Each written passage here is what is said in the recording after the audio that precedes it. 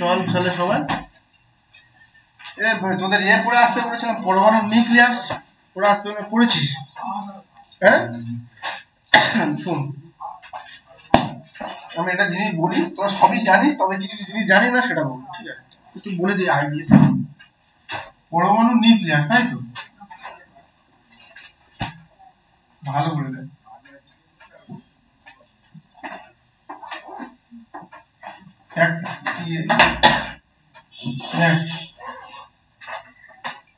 এটা দাও সোডিয়াম পরমাণু তাই তো সোডিয়াম এর পারমাণবিক ক্রমাঙ্ক কত তাই তো এবার ভালো করে দেখ আমি জানি 2 8 1 এর ইলেকট্রন বিন্যাস এই একটা ছেড়ে দিয়ে কি Na+ হয়ে যাবে যে কটা ইলেকট্রন ছাড়বে সেটাই তার যোজ্যতা তাই তো এবার দেখ পরমাণুর নিউক্লিয়াস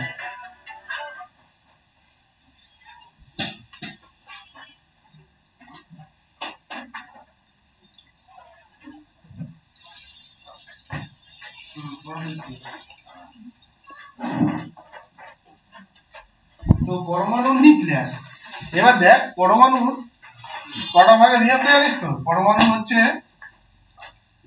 একটা হচ্ছে কক্ষপথ আছে আর একটা হচ্ছে নিউক্লিয়াস আছে তো পরমাণু কক্ষপথে কে থাকে ইলেকট্রন আর নিউক্লিয়াসে থাকে কি নিউট্রন আর প্রোটন তাই তো এবারে তোকে একটা কোশ্চেন দেবে কোন একটা পরমাণু দিয়ে দিল ঠিক তাই সোডিয়াম পরমাণু তো এখান থেকে কোশ্চেন করতে পারবে পরমাণু নিস্তড়িত পরমাণু আদানবিহীন না আদান যুক্ত না কোনোটাই নয় আচ্ছা আদান পরমাণু হচ্ছে আদানবিহীন মানে নিস্তড়িত কেন কি নিস্তড়িত বলতে দেখি এই জন্য কোনো জিনিস জানে না বলে দেবো ঠিক আছে দেখ কেন বলতে দেখি ভালো করে শোন একটা সোডিয়াম 11 তাই তো পারমাণবিক সংখ্যা 11 তাহলে তুই বল যে কোনো একটা পরমাণুর প্রোটন সংখ্যা যা ইলেকট্রন সংখ্যা তাই হ্যাঁ ভালো করে দেখ তাহলে সোডিয়ামের ইলেকট্রন সংখ্যা 11 হলে প্রোটন সংখ্যা কি হবে 11 হবে আমি জানি কি ইলেকট্রন তো নেগেটিভ আর প্রোটন পজিটিভ তাহলে 11 ই আর 11 পি তাই তো তাহলে দুটো দুটো কেটে গেলে কি হবে শূন্য হয়ে গেল আর এমনি নিউট্রন কি নিস্তড়িত তাহলে যে পরমাণুটি কি নিস্তড়িত এবার যখন তাহলে পরমাণু কি হলো পরমাণু কিন্তু নিস্তড়িত সব সময়ের জন্য যদি বলা হয় Na+ এই আয়নটি কি এটা কি একটা আয়ন তাহলে এটা কি পজিটিভ নেগেটিভ না নিস্তড়িত তখন আমাকে বলতে হবে এটা কিন্তু পজিটিভ তোমরা বল তাহলে পরমাণু এমনিতেই সে কি নিস্তড়িত কেন নিস্তড়িত হয় কারণ যে কটা প্রোটন আছে সে কটা ইলেকট্রন আছে আমরা ইলেকট্রন সব সময় কি নেগেটিভ ইলেকট্রন সব সময় নেগেটিভ ইলেকট্রনের আধান নেগেটিভ আর প্রোটনের আধান কি পজিটিভ ইলেকট্রনের আধানের মান কত কত হ্যাঁ ইলেকট্রনের আধানের মান কত 4.8 ×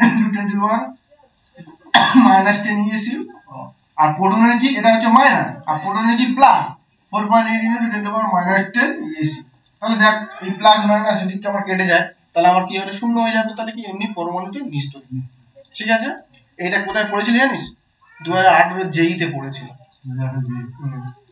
যাই হোক তাহলে পরমাণু নিস্তড়িত হ্যাঁ এবার দেখ সোডিয়াম যখন প্লাস বলবে তাহলে সোডিয়াম প্লাসটা কি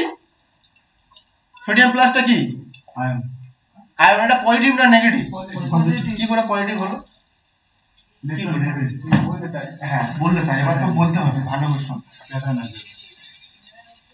কোন একটা পরমাণু যখন সর্ববহিষ্ঠ কক্ষপথ থেকে কি ছাড়ে ইলেকট্রন ছাড়ে না প্রোটন ছাড়ে ইলেকট্রন ছাড়ে সবসময় মনে রাখবি পরমাণু যে কোনো ধর্মগত বৈশিষ্ট্য কে পালন করে জানিস প্রোটন পালন করে কোন একটা পরমাণু কিন্তু প্রোটন সংখ্যা ফিক্সড প্রোটন কোনোদিন এদিক থেকে ওদিক যাবে না কিন্তু ইলেকট্রন যাবে কেন ইলেকট্রন বাইরে আছে ইলেকট্রন বাইরে দেখ আমি এটা হচ্ছে যদি আমার পরমাণু হয় ইলেকট্রন গুলো কি হবে এই বাইরে কক্ষপথে আছে তাই তো কক্ষপথে আসবে যদি কোনো একটা পরমাণু থেকে একটা যেমন সোডিয়াম একটা ইলেকট্রন চলে যাওয়ার পর কি Na+ হয়ে গেল তাহলে কিন্তু ইলেকট্রন যাবে কিন্তু প্রোটন যাবে না যদি বলা সোডিয়াম প্লাসে প্রোটন কটা আর ইলেকট্রন কটা সোডিয়াম প্লাসে প্রোটন কিন্তু 11টা ইলেকট্রন কটা 10টা তাহলে দেখ 10টা থেকে মাইনাস দিলে কটা হবে 1 তাহলে কি এই 1 তো প্রোটন তাহলে প্রোটন নিশ্চয়ই আমার প্লাস হয়ে গেল তাহলে সোডিয়াম যখন প্লাস থাকবে সেটা কি এটা হচ্ছে পজিটিভ আয়ন বোঝা গেল না যে কোনো পরমাণুর কোনো একটা বৈশিষ্ট্য বা ধর্মকে নির্ধারণ করে পরমাণু হচ্ছে প্রোটন নির্ধারণ করে নট ইলেকট্রন হ্যাঁ, বোঝা গেল হ্যাঁ কি না? এবার যদি তোমাকে বলা হয় যে ক্লোরিন, ক্লোরিন কি 17, 2 8 আর 7, সে একটা ইলেকট্রন নেবে, নেওয়ার পরে কি হবে, ক্লোরিন মাইনাস হয়ে যাবে। তাহলে দেখো যদি আমাদের ক্লোরিন 17 থাকে, ক্লোরিনের কটা প্রোটন, 17টা প্রোটন, আর ইলেকট্রন কটা হলো, 18টা হলো, কারণ সে একটা ইলেকট্রন নিয়েছে, নিয়ে কি 7 থেকে সে একটা ইলেকট্রন নিয়ে কি হচ্ছে 8 হয়েছে। তাহলে দেখো ইলেকট্রন 18, তখন তুমি কি বলতে পারো ক্লোরিন মাইনাস আছে মানে কি এটা হচ্ছে নেগেটিভ না পজিটিভ? নেগেটিভ। তাহলে আমি এখানে তিনটে জিনিস থাকবে, পরমাণু সর্বপক্ষ মানে সবসময় কি হবে, নিস্তড়িত। যখন প্লাস আধান থাকবে সেটা হচ্ছে পজিটিভ, যখন নেগেটিভ আধান থাকবে তখন কি হবে, সে নেগেটিভ। বোঝা গেল? এবার দেখ পরমাণু সবথেকে কে ধর্ম নির্ধারণ করে, পরমাণুর কোন একটা বৈশিষ্ট্যগত ধর্ম নির্ধারণ করে কে, প্রোটন। অলওয়েজ প্রোটন কিন্তু এদিক সেদিক থেকে যায় না, সবসময় ইলেকট্রন ট্রান্সফার। ঠিক আছে, এবার যেটা বলতে চাইছি যে পরমাণুর নিউক্লিয়াস, পরমাণুর যে নিউক্লিয়াস, পরমাণুর নিউক্লিয়াসের মধ্যে কি থাকে, পরমাণুর নিউক্লিয়াসের মধ্যে থাকে প্রোটন আর নিউট্রন, তাই তো?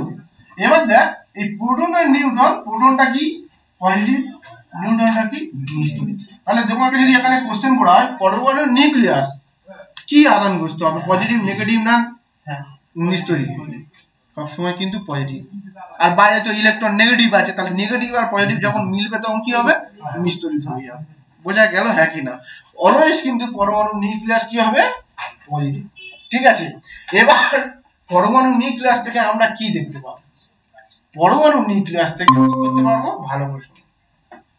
কোন একটা পরমাণুকে আমি একটা সীসার পাত্রের মধ্যে রেখে দিয়েছি, সীসার পাত্র, তাই দেখা গেল না, আমার সীসার পাত্রের মধ্যে রেখে দিয়েছি, দেখবে কিছু কিছু পরমাণু আছে এখান থেকে এক ধরনের একটা রশ্মি বিকিরিত হচ্ছে, তাই তো?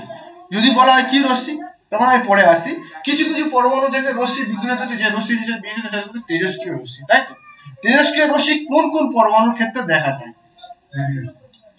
যেসব পরমাণু পারমাণবিক সংখ্যা 90 এর উপরে, মানে ইউরেনিয়ামের তর মৌলগুলো সবসময় কি হবে, তেজস্ক্রিয় মৌল হবে।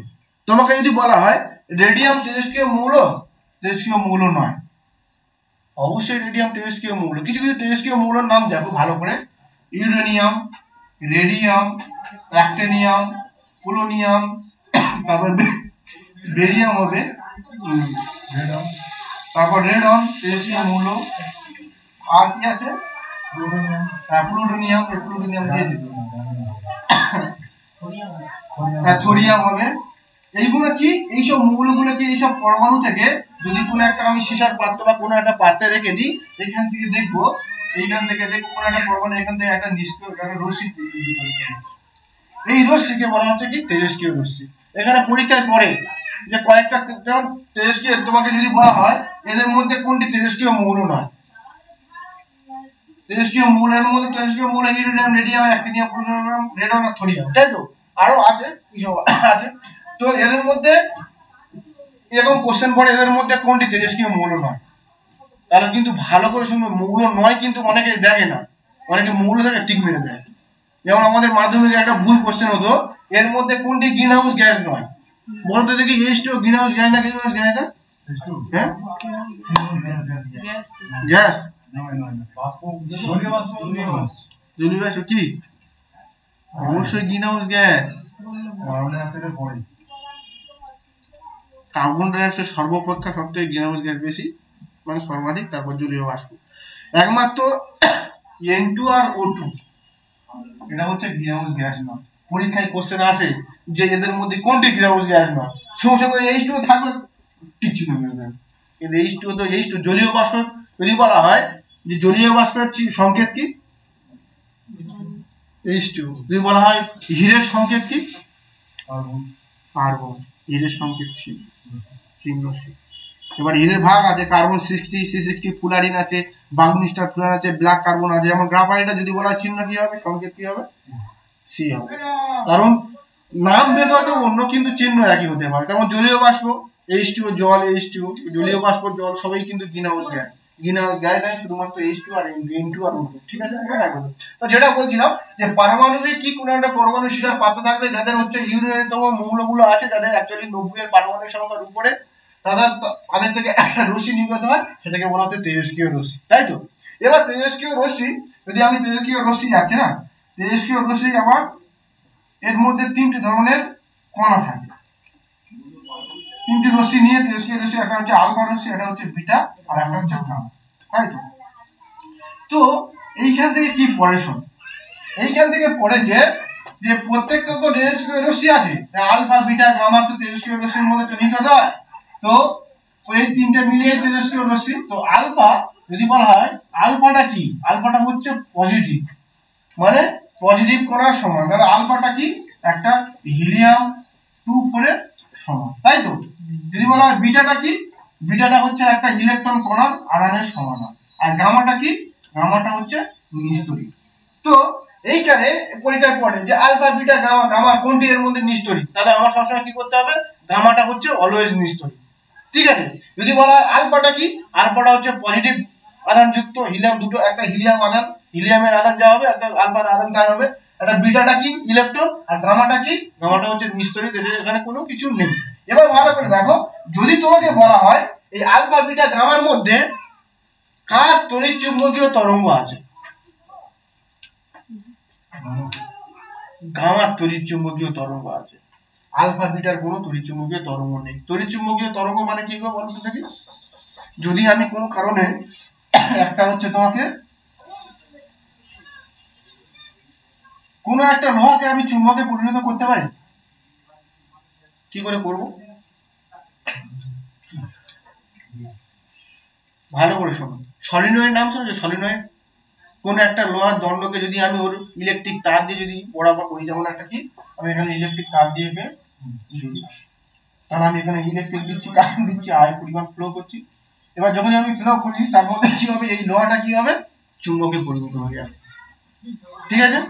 এবার চুম্বকের এই সাথে এই ভিত্তিতে সাথে কাজে লাগিয়ে তো ক্রেন তৈরি করা, ক্রেন যে বড় বড় দেখো না বিল্ডিং এর মাথায় ক্রেন গুলো আছে, এখান থেকে মাল তুলে ওখানে দিচ্ছে, ওখানে কি একই জিনিস ব্যবহার করা হয়, যতক্ষণ আমার কারেন্ট থাকবে তত ক্রেনের মধ্যে আকর্ষণ থাকবে, যে কারেন্ট চলে যাবে কারেন্ট আমি অফ করে দেবো সুইচ, ক্রেনের মধ্যে চলে যাবে, ঠিক আছে? তো এইভাবে এই কোন একটা লোহাকে আমি অবশ্যই আমি করতে পারি কি, চুম্বক করতে পারি, এক আমি এর মধ্যে যদি ইলেকট্রিক তার বরাবর যদি, তেমন কি ইলেকট্রিক তার কি তার চার্জ দিয়ে জুড়বো, ওর মধ্যে আমি কারেন্ট দেবো, দেখবে আমি এই মাঝে একটা যদি আমি পেরেক আনি, যদি আমি একটা পেরেক আনি না, এই পাশে দেখবো এখানে বিদ্যুৎ আকর্ষণ করছে, কি করে আকর্ষণ করছে, আমরা অ্যাম্পিয়ারের সন্তরণ নীতি আমি পড়েছিলাম, অ্যাম্পিয়ারেশন কোনো একটা তার বরাবর যদি কোনো একটা লোক সাদা কাজে বাম দিকটা উত্তর দিক আর ডান দিকটা দক্ষিণ দিকটা হবে, তো এই সূত্র ধরে যদি আমি এখানে তার দিয়ে দেখবে এর দিকে আকর্ষণ করছে, তাহলে কি এই চুম্বকে পরিণত হয়েছে। যদি আমি ভাবো যে যদি আমি একটা লোহার রডকে আমি কোনো কারেন্ট মারেন্ট দেবো না, তাহলে আমি কি চুম্বক করতে পারবো? অবশ্যই করতে পারবো। যদি আমি একদম পৃথিবীতে তার মাটির মধ্যে পুঁতে দেবো, আজ থেকে 5-7 বছর পরে ও চুম্বকে পরিণত হয়ে যাবে। কি করে চুম্বকে পরিণত হবে?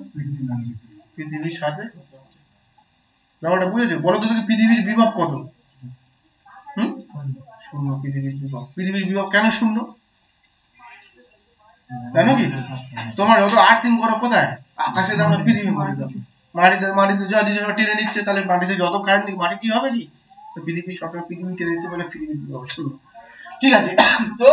তো তেমনই যদি গামা কি ইলেকট্রনের হচ্ছে গামাটা হচ্ছে তড়িৎচুম্বকীয় তরঙ্গ, এর মধ্যে যখন কি তড়িৎচুম্বকীয় আমার গামা রশ্মি দেবো এবং পাঠাচ্ছি, যখন আমি গামা রশ্মি এখানে যাচ্ছে না, যখন আমি কোন একটা ইলেকট্রন বাদে কোন একটা লোহাকে যদি আমি কারেন্ট দিয়ে যাই, তখন দেখবো যে এই গামাটা এর দিকে একটা হালকা পরিমাণ আকর্ষণ করছে, তখন থেকে বোঝা যাচ্ছে গামাটা একটা তড়িৎচুম্বকীয় তরঙ্গ। কিন্তু যখন আলফা বিটা দেবো দেখবে ও সোজা বেরিয়ে যাচ্ছে, ঠিক আছে?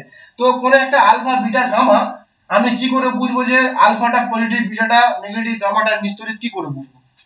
কোন একটা রশ্মি বেরোচ্ছে, কি করে বুঝবো যে আলফাটা পজিটিভ বা বিটাটা নেগেটিভ গামাটা নিস্তড়িত, কি করে বুঝবো? এই আলফা বিটা গামা কোথা থেকে বেরোচ্ছে? পরমাণু নিউক্লিয়াস থেকে, কারণ এই আলফা বিটা গামাটা কি তেজস্ক্রিয় রশ্মি, তাই তো? তেজস্ক্রিয় রশ্মি আলফা বিটা গামা, তাহলে তেজস্ক্রিয় রশ্মি কোথাকার ঘটনা যদি বলা হয়, পারমাণবিক নিউক্লিয়াস ঘটনা, পরমাণু নিউক্লিয়াস থেকে শুধুমাত্র তেজস্ক্রিয় রশ্মি বিকিরিত হয়, বাইরে কিন্তু ইলেকট্রন কক্ষপথ থেকে কিন্তু হয় না। এবার হয়ে গেল। এবার দেখো যদি আমি এই আলফাটা বেরোচ্ছে, তাহলে আমি আলফা রশ্মি এরকম বেরিয়ে যাচ্ছে, যদি আমি কি করব, যদি আমি এখানে একটা নেগেটিভ ধরি, নেগেটিভ যদি আঘাত লাগি, তাহলে দেখবে কি হচ্ছে এর দিকে আকর্ষণ করছে, কারণ নিশ্চয়ই তাহলে আমার এটা পজিটিভ হবে, কারণ সবসময় কি নেগেটিভ সবসময় পজিটিভকে আকর্ষণ করে। 2 নম্বর কথা আমি বুঝতে পারছি না, এখানে আমি নেগেটিভ দিই, যদি আমি এখানে পজিটিভ দিই তাহলে কি হবে, দেখবে এই দিকে বিক্ষিপ্ত হয়ে যাবে, তাহলে নিশ্চয়ই আমি তখন এমন কিছু দেওয়া হয়েছে যে আলফাটা হিলিয়াম কণা বা কিছু এমন দেওয়া হয়েছে যে এর সঙ্গে আকর্ষণ করছে বা বিকর্ষণ করছে, তখন এটাকে বলা হচ্ছে বিটা। আলফা ধনাত্মক আধান। বিটাটা নেগেটিভ কি করে আছে, যখন বিটা রশ্মি বেরোচ্ছে এখান থেকে দেখা গেল কি একটা আমি আলফা কণা দিয়ে দিলাম বা একটা হচ্ছে পজিটিভ আধান দিলাম, তখন এটা আকর্ষণ করবে, তখন এটা আমি নিশ্চয়ই এরকম করে বুঝতে পারবো যে বিটাটা আমার নিশ্চয়ই নেগেটিভ। এইভাবে বিভিন্ন রশ্মি নির্বাচিত করা বা আইডেন্টিফিকেশন করা হয়, এমন কিছু জিনিস না। তো তাহলে আমার আলফা বিটা গামা হয়ে গেল। যদি আমার তাহলে এখানে এদের কার মধ্যে সবথেকে ভেদন ক্ষমতা কার মধ্যে বেশি, আমার তিনটে রশ্মি, এখান থেকে তিনটে রশ্মি বিক্ষিপ্ত হচ্ছে, আলফা, এখান থেকে বিটা আর একটা গামা। আলফা বিটা এটা গামা, তাহলে কোন রশ্মির ভেদন ক্ষমতা সবথেকে বেশি, গামার সবথেকে ভেদন ক্ষমতা বেশি, তাড়াতাড়ি পুড়ে বেরিয়ে চলে যেতে হবে, যে কোনো জিনিসকে এখন বেরিয়ে চলে যেতে হবে। সেই জন্য তোমার হচ্ছে ভেদন ক্ষমতা যদি ক্রম হিসাবে সাজাও, তাহলে প্রথমে গামা হবে, তারপর বিটা হবে, তারপর কি হবে, আলফা হবে। ঠিক আছে, হ্যাঁ গামা সবথেকে, গামা রশ্মি ক্ষতিকারক। গামা যদি আমাকে ডিরেক্টলি আমাদের হাতে পড়ে না, এখানে কিন্তু পতন সৃষ্টি হয়ে যাবে, যদি চোখে পড়ে চোখ কানা হয়ে যাবে। অতিবেগুনি রশ্মি যেমন ক্ষতিকারক, তেমন গামা তার থেকে বেশি ক্ষতিকারক। মানুষের গামা যেমনই ক্ষতিকারক, যেমন অ্যাকচুয়ালি আমাদের তেজস্ক্রিয় রশ্মি ক্ষতিকারক। আমাদের যে বিভিন্ন ধরনের কেমো দেয়, এটা কি দেয় গো, কেমো এক ধরনের রেডিয়েশন দেয়। একটু ভালো করে শুনো, আমি এখন পড়বো পারমাণবিক নিউক্লিয়াস আমি পড়বো যে ক্যান্সার চিকিৎসার জন্য কি কি দেওয়া হয় আর কি কি না দেওয়া হয়। তো দেখো ভালো করে, তো আলফা বিটা গামার ভেদন ক্ষমতা অনুসারে সাজালাম, কার সবথেকে ভেদন ক্ষমতা বেশি, গামার ভেদন ক্ষমতা বেশি। কার তড়িৎচুম্বকীয় তরঙ্গ আছে, গামার তড়িৎচুম্বকীয় তরঙ্গ আছে। গামা কি হচ্ছে, গামা হচ্ছে নিষ্ক্রিয়, তাই তো। আলফাটা হচ্ছে পজিটিভ, বিটাটা হচ্ছে নেগেটিভ, তাই তো। যদি আমি আয়নায়ন ক্ষমতা হিসেবে সাজাই, এটা হচ্ছে ভেদন ক্ষমতা। তাহলে যদি আমি আয়নায়ন ক্ষমতা হিসেবে সাজাই, আয়নায়ন ক্ষমতা হিসেবে যদি আমি সাজাই না, তাহলে কার সবথেকে আয়নায়ন ক্ষমতা বেশি, প্রথমে আলফা, তারপরে বিটা, তারপরে গামা। তোমার মধ্যে আয়নায়ন ক্ষমতা কি গো, আয়নায়ন ক্ষমতাটা জিনিসটা কি, ভেদন ক্ষমতা দিয়ে আমি বুঝতে পারছি যে ভেদ করে বেরিয়ে যাচ্ছে, আর আয়নায়ন ক্ষমতা কি, কোনো একটা জিনিসকে আয়নিত করা হচ্ছে। যেমন কি একটা কোনো একটা সমযোজিতা বা সমযোজী যৌগ আছে, তাকে আমি আয়নিত করব, যেমন কি SO2 মাইনাস। তাহলে কি এটাকে আমি আয়নিত করতে গেলে সবসময় কি হবে, আলফার বেশি প্রাধান্য পাবে, তারপর বিটা, তারপর গামা। ঠিক আছে, কোনো একটা সমযোজী যৌগকে আমরা আয়নিত করতে গেলে সেটাকে বলা হয় আয়নায়ন ক্ষমতা, সবথেকে বেশি তারপর হচ্ছে বিটা, তারপর গামা। ঠিক আছে, তাহলে আয়নায়ন ক্ষমতা আলফা বিটা গামার বেশি, ঘোরের ক্ষমতা গামা বিটা আলফা। এখান থেকে কিন্তু দুটো কোশ্চেন পরীক্ষায় খুব পড়ে। যদি বলা হচ্ছে কার তড়িৎচুম্বকীয় তরঙ্গ আছে, এক গামা, আর বলছে আলফা বিটা গামার মধ্যে কার সবথেকে কার হচ্ছে নিস্তড়িত, গামা। ব্যাপারটা বোঝা যাচ্ছে, তড়িৎচুম্বকীয় তরঙ্গ গামা, নিস্তড়িত হচ্ছে গামা। এবার ভালো করে দেখো, এখানে অনেক অঙ্ক আছে, তো যারা রেলের পরীক্ষা দেবে একটু দেখে নাও অঙ্ক কিভাবে হয়। প্রথমে আমি বলে দিই যে এই তেজস্ক্রিয় রশ্মি কোথায় কোথায় ব্যবহার করা হয়। ভালো করে দেখো, কোন একটা পাথর, আমরা যে কোন একটা গাছ আছে না, এই গাছের বয়স নির্ধারণ কি করে করা হয় জানো,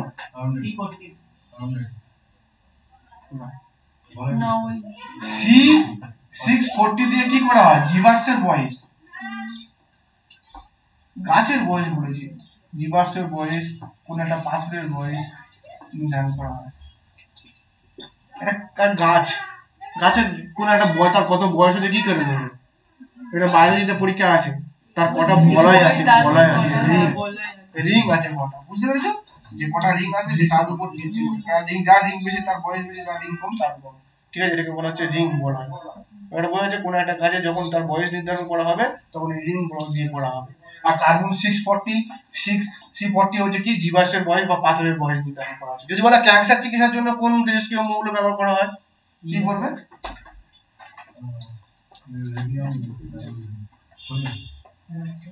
কোবাল্ট 60 আর অরাম 128 না, এটা হচ্ছে কি ক্যান্সার চিকিৎসার জন্য।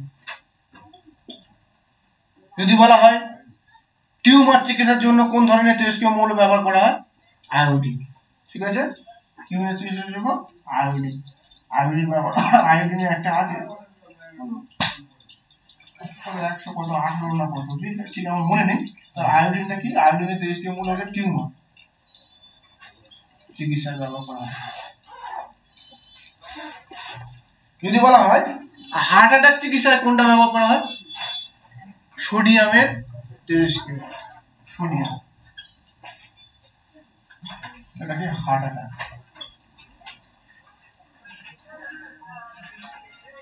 পরীক্ষায় পড়ে কিন্তু লিখে নাও। কার্বন 14 জীবাশ্মের বয়স বা পাথরের বয়স, কার্বন 60-40 ওরান ক্যান্সার চিকিৎসায়, আয়োডিন টিউমার চিকিৎসায়, সোডিয়াম হচ্ছে হার্ট অ্যাটাক চিকিৎসায়। ঠিক আছে, ব্যাপারটা বোঝা গেল তো? এইগুলো কিন্তু পরীক্ষা খুব পড়ে, যে এইগুলো তেজস্ক্রিয় ধরনের রশ্মি, যেমন আমাদের যেমন কেমো দেওয়া হয়, এক ধরনের রেডিয়েশন, জানো তো, মেশিনের সাহায্যে দেওয়া হয় কেমো। শোনা, বুঝতে পেরেছ? এবার ভালো করে এইগুলো হয়ে যাচ্ছে ওই যে বামাস্ত নিয়ম হচ্ছে বাল্যচক্রের নিয়ম, ডানাস্ত হচ্ছে মোটরের নিয়ম। অ্যাম্পিয়ারের সন্তরণ নিয়ম মানে আমি যেদিকে হাত সাঁতার কাটছি তার বাম দিকটা উত্তর দিক, ডান দিকটা দক্ষিণ দিক। যদি আমি এদিকে হাঁটি, এদিকে ইলেকট্রিক প্রবাহ হচ্ছে, তাহলে এর উপর আবার আমি সাঁতার কাটছি, বাম হাতটা সবসময় কি হবে? উত্তর দিক। কিসের উত্তর দিক? চুম্বক শাখার উত্তর দিক হবে।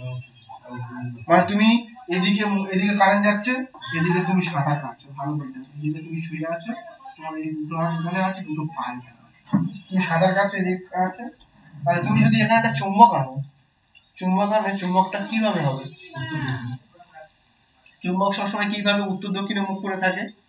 আমরা পৃথিবীর একটা চুম্বকের উত্তর দক্ষিণ কিভাবে নির্দেশ করবে জানো? একটা চুম্বক ঝুলিয়ে দিলাম, দড়ির সাহায্যে আমি একটা চুম্বককে ঝুলিয়ে দিলাম, সবসময় উত্তর দক্ষিণে মুখ করে থাকবে। তাহলে পৃথিবীর কোনটা উত্তর কোনটা দক্ষিণ হবে? যেটা নর্থ সেটা সাউথ হবে, যেটা সাউথ সেটা নর্থ হবে। কেন? যদি আমি নর্থ হতো কি করতো? এই পজিটিভ হলে কি করতে হবে? আকর্ষণ করতো। সবসময় চুম্বকে কি হয়? উত্তর মেরু বিকর্ষণ করে, আর বিপরীত মেরু সবসময় কি করে? আকর্ষণ করে। সমমেরু সবসময় কি করে? বিকর্ষণ করে, আর বিপরীত মেরু সবসময় আকর্ষণ করে। যদি আমার এখানে যদি পৃথিবী যদি নর্থ হতো, তাহলে কি এই সমান্তরাল থাকতো? এই সবসময় ঘুরে যেত। পৃথিবীর যেটা দক্ষিণ মেরু, চুম্বকী সেটা উত্তর মেরু, আর পৃথিবীর যেটা দক্ষিণ মেরু সেটা চুম্বকের হচ্ছে উত্তর মেরু। ব্যাপারটা এটা হচ্ছে এমনি চুম্বক, এটা হচ্ছে পৃথিবী কিন্তু একটা চুম্বক, জানো তো? তাহলে অ্যাম্পিয়ারের সন্তরণ নীতি মানে কি? যেদিকে মুখ করে থাকতে, যেদিকে আমি যদি এখানে একটা যদি এখানে একটা চুম্বক থাকে না, উত্তর দিকটা সবসময় বাম হাতে দিকে চুম্বকে ঝুলিয়ে দিলে উত্তর দিকে যে চুম্বকের যে সাইডে থাকবে সেটা তোমার বাম দিক যেদিকে থাকবে সেদিক সবসময় উত্তর দিক থাকবে, ডান দিক থাকবে দক্ষিণ দিক। কারণ সবসময় উত্তর দক্ষিণ মুখ বরাবর তো থাকবে চুম্বক। ঠিক আছে, আমি তোমাকে বলে দিচ্ছি, এটা আমি বলে দিচ্ছি। তাহলে কি করতে গেল? ভালো করে শোনো। জীবাশ্মের বয়সটা এগুলো হয়ে গেল। এবার ভালো করে দেখো যে রেলের এখান থেকে ম্যাথ করবে একটা, না এরা করতে হবে না, পরে করে দেখি না, পরে বলে দিই, ছাড়। এবার দেখো জীবাশ্মের বয়স, পাথরের বয়স নির্ধারণ করা হচ্ছে চুম্বক। ঠিক আছে, এবার দেখো যেটা আমার মেইন জিনিস পড়া, পারমাণবিক নিউক্লিয়াস। তো সবকিছু জানা গেল। পারমাণবিক নিউক্লিয়াস হচ্ছে কি হয়? একটা পারমাণবিক নিউক্লিয়াস থেকে আমাদের তেজস্ক্রিয় রশ্মি বিঘটন হয়। তেজস্ক্রিয় রশ্মি, তেজস্ক্রিয় রশ্মির একক কি হয়? বেকারেল হয়, কুড়ি হয়। এসআই পদ্ধতিতে কি? বেকারেল। আর এই সিজিএস পদ্ধতিতে কুড়ি, আর এসআই পদ্ধতিতে কি? বেকারেল। ঠিক আছে, তেজস্ক্রিয়তার একক হচ্ছে কি? একক হচ্ছে এসআই পদ্ধতিতে বেকারেল, আর সিজিএস পদ্ধতিতে কুড়ি। আর একটা আছে রাদারফোর্ড আছে, আর একটা একক কি আছে? রাদারফোর্ড আছে। ও রাদারফোর্ড সাধারণত কোথাও ব্যবহার করা হয় না, এখানে রাদারফোর্ড আছে। হ্যাঁ, এটা তেজস্ক্রিয়তার একক, আর সিজিএস পদ্ধতিতে কুড়ি, এসআই পদ্ধতিতে বেকারেল, আর হচ্ছে রাদারফোর্ড। ঠিক আছে, তো এরপরে আমি কি জানবো? এরপরে আমি জানবো যে পরমাণুর যে বিভিন্ন ধরনের ঘটনার সাহায্যে আমাদের যে পারমাণবিক যে বোমা আমাদের কোথায় ফেলা হয়েছে? প্রথম গো হিরোশিমা আর নাগাসাকি, তাই তো?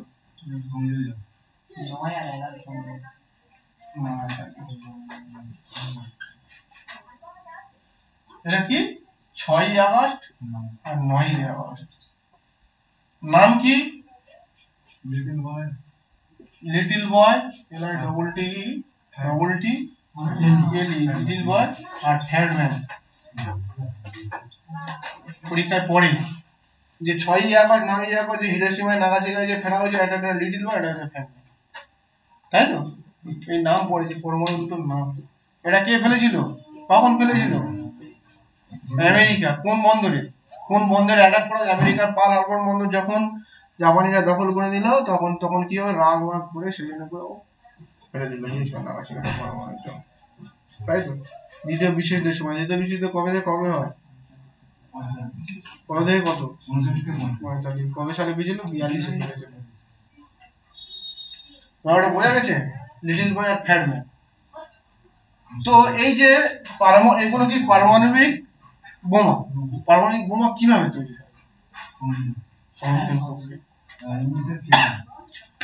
ভালো করে শোনো আমি বলে দিচ্ছি শোনো এবার ভালো করে দেখো পারমাণবিক অন্তর করে শোনো পারমাণবিকের মধ্যে নিউক্লিয়াসের মধ্যে দুটো ধরনের ঘটনা ঘটে একটা হচ্ছে কি এটা হচ্ছে পারমাণবিক বিভাজন একটা হচ্ছে পারমাণবিক সংযোজন এই যে পারমাণবিক বিভাজন পরমাণু নিউক্লিয়াস বিভাজন আর সংযোজন মানে কি যেমন দেখো বিভাজন মানে কি একটা বড় নিউক্লিয়াস ভেঙে ভেঙে টুকরো টুকরো নিউক্লিয়াসে হয়ে যায় এটাকে আমরা কি বলতে চাচ্ছি এটা হচ্ছে বিভাজন হ্যাঁ কি না আর সংযোজন মানে কি কয়েকটা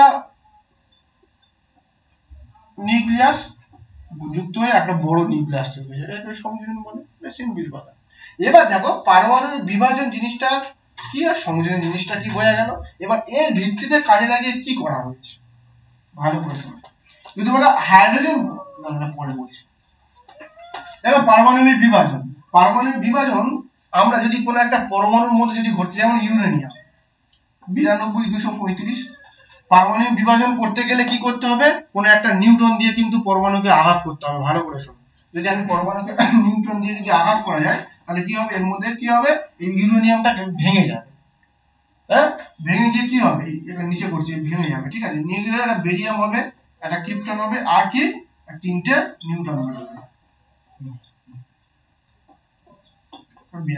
যাই তো পরমাণু হ্যাঁ ঠিক আছে এবার ভালো করে শোনো পরমাণুর এটা কি পরমাণুকে যদি আমি এখান থেকে যদি আমি নিউট্রন দিয়ে আঘাত করি কোনো একটা ইউরেনিয়াম পরমাণুকে যদি আমি নিউট্রন দিয়ে আঘাত করি সে কন্টিনিউভাবে ভেঙে যাবে এবং ভেঙে যাওয়ার পর কি হয়ে যাবে বেরিয়াম হয়ে যাবে বেরিয়াম আবার ক্রিপ্টন আবার তিনটে নিউট্রন আবার ফের শক্তি উৎপন্ন হবে তাই তো এই যে বিভাজনের ঘটনা হিসাবে তোমার একটা কি করা হয় একটা এর বাস্তবে একটা প্রয়োগ আছে বাস্তবে কি প্রয়োগ আছে বলো তো দেখি বাস্তবে প্রয়োগ হচ্ছে নিউক্লিয়ার রিঅ্যাক্টর জানো নিউক্লিয়ার রিঅ্যাক্টর নিউক্লিয়ার চুল্লি জিনিসটা কি জানো কি হ্যাঁ পারমাণবিক চুল্লি যেখানে পারমাণবিক প্রক্রিয়ায় বা তেজস্ক্রিয় প্রক্রিয়ায় পরমাণু বোমা তৈরি করা হয় যেমন হাইড্রোজেন বোমা কি বলো তো দেখি ওই পারমাণবিক না হাইড্রোজেন বোমা বিভাজন ভালো করে বলো পারমাণবিক চুল্লিতে হাইড্রোজেন বোমা বিভিন্ন তেজস্ক্রিয় ঘটনা এইসব পড়ে তোমরা তেজস্ক্রিয় ঘটনার প্রথম কি আবিষ্কার করে জানো পিয়ের কুরি মারাম কুরি তার জন্য কি পেয়েছিল নোবেল পেয়েছিল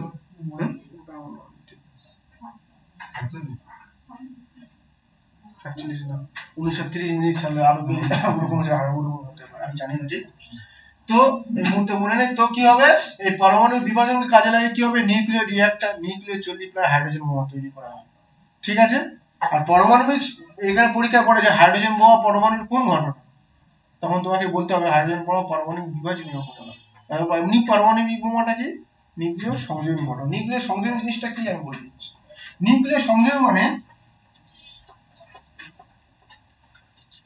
কয়েকটা যেমন কি কয়েকটা ছোট ছোট কি করলো পরমাণু নিউক্লিয়াস মিলে কি হলো বড় একটা পরমাণু তৈরি হলো তেমনই কি হবে আমাদের যে সূর্য থেকে যে এটাকে ইংলিশে বলা হচ্ছে ফিশন বুঝলে না ফিশন এটাকে বলা হচ্ছে ফিউশন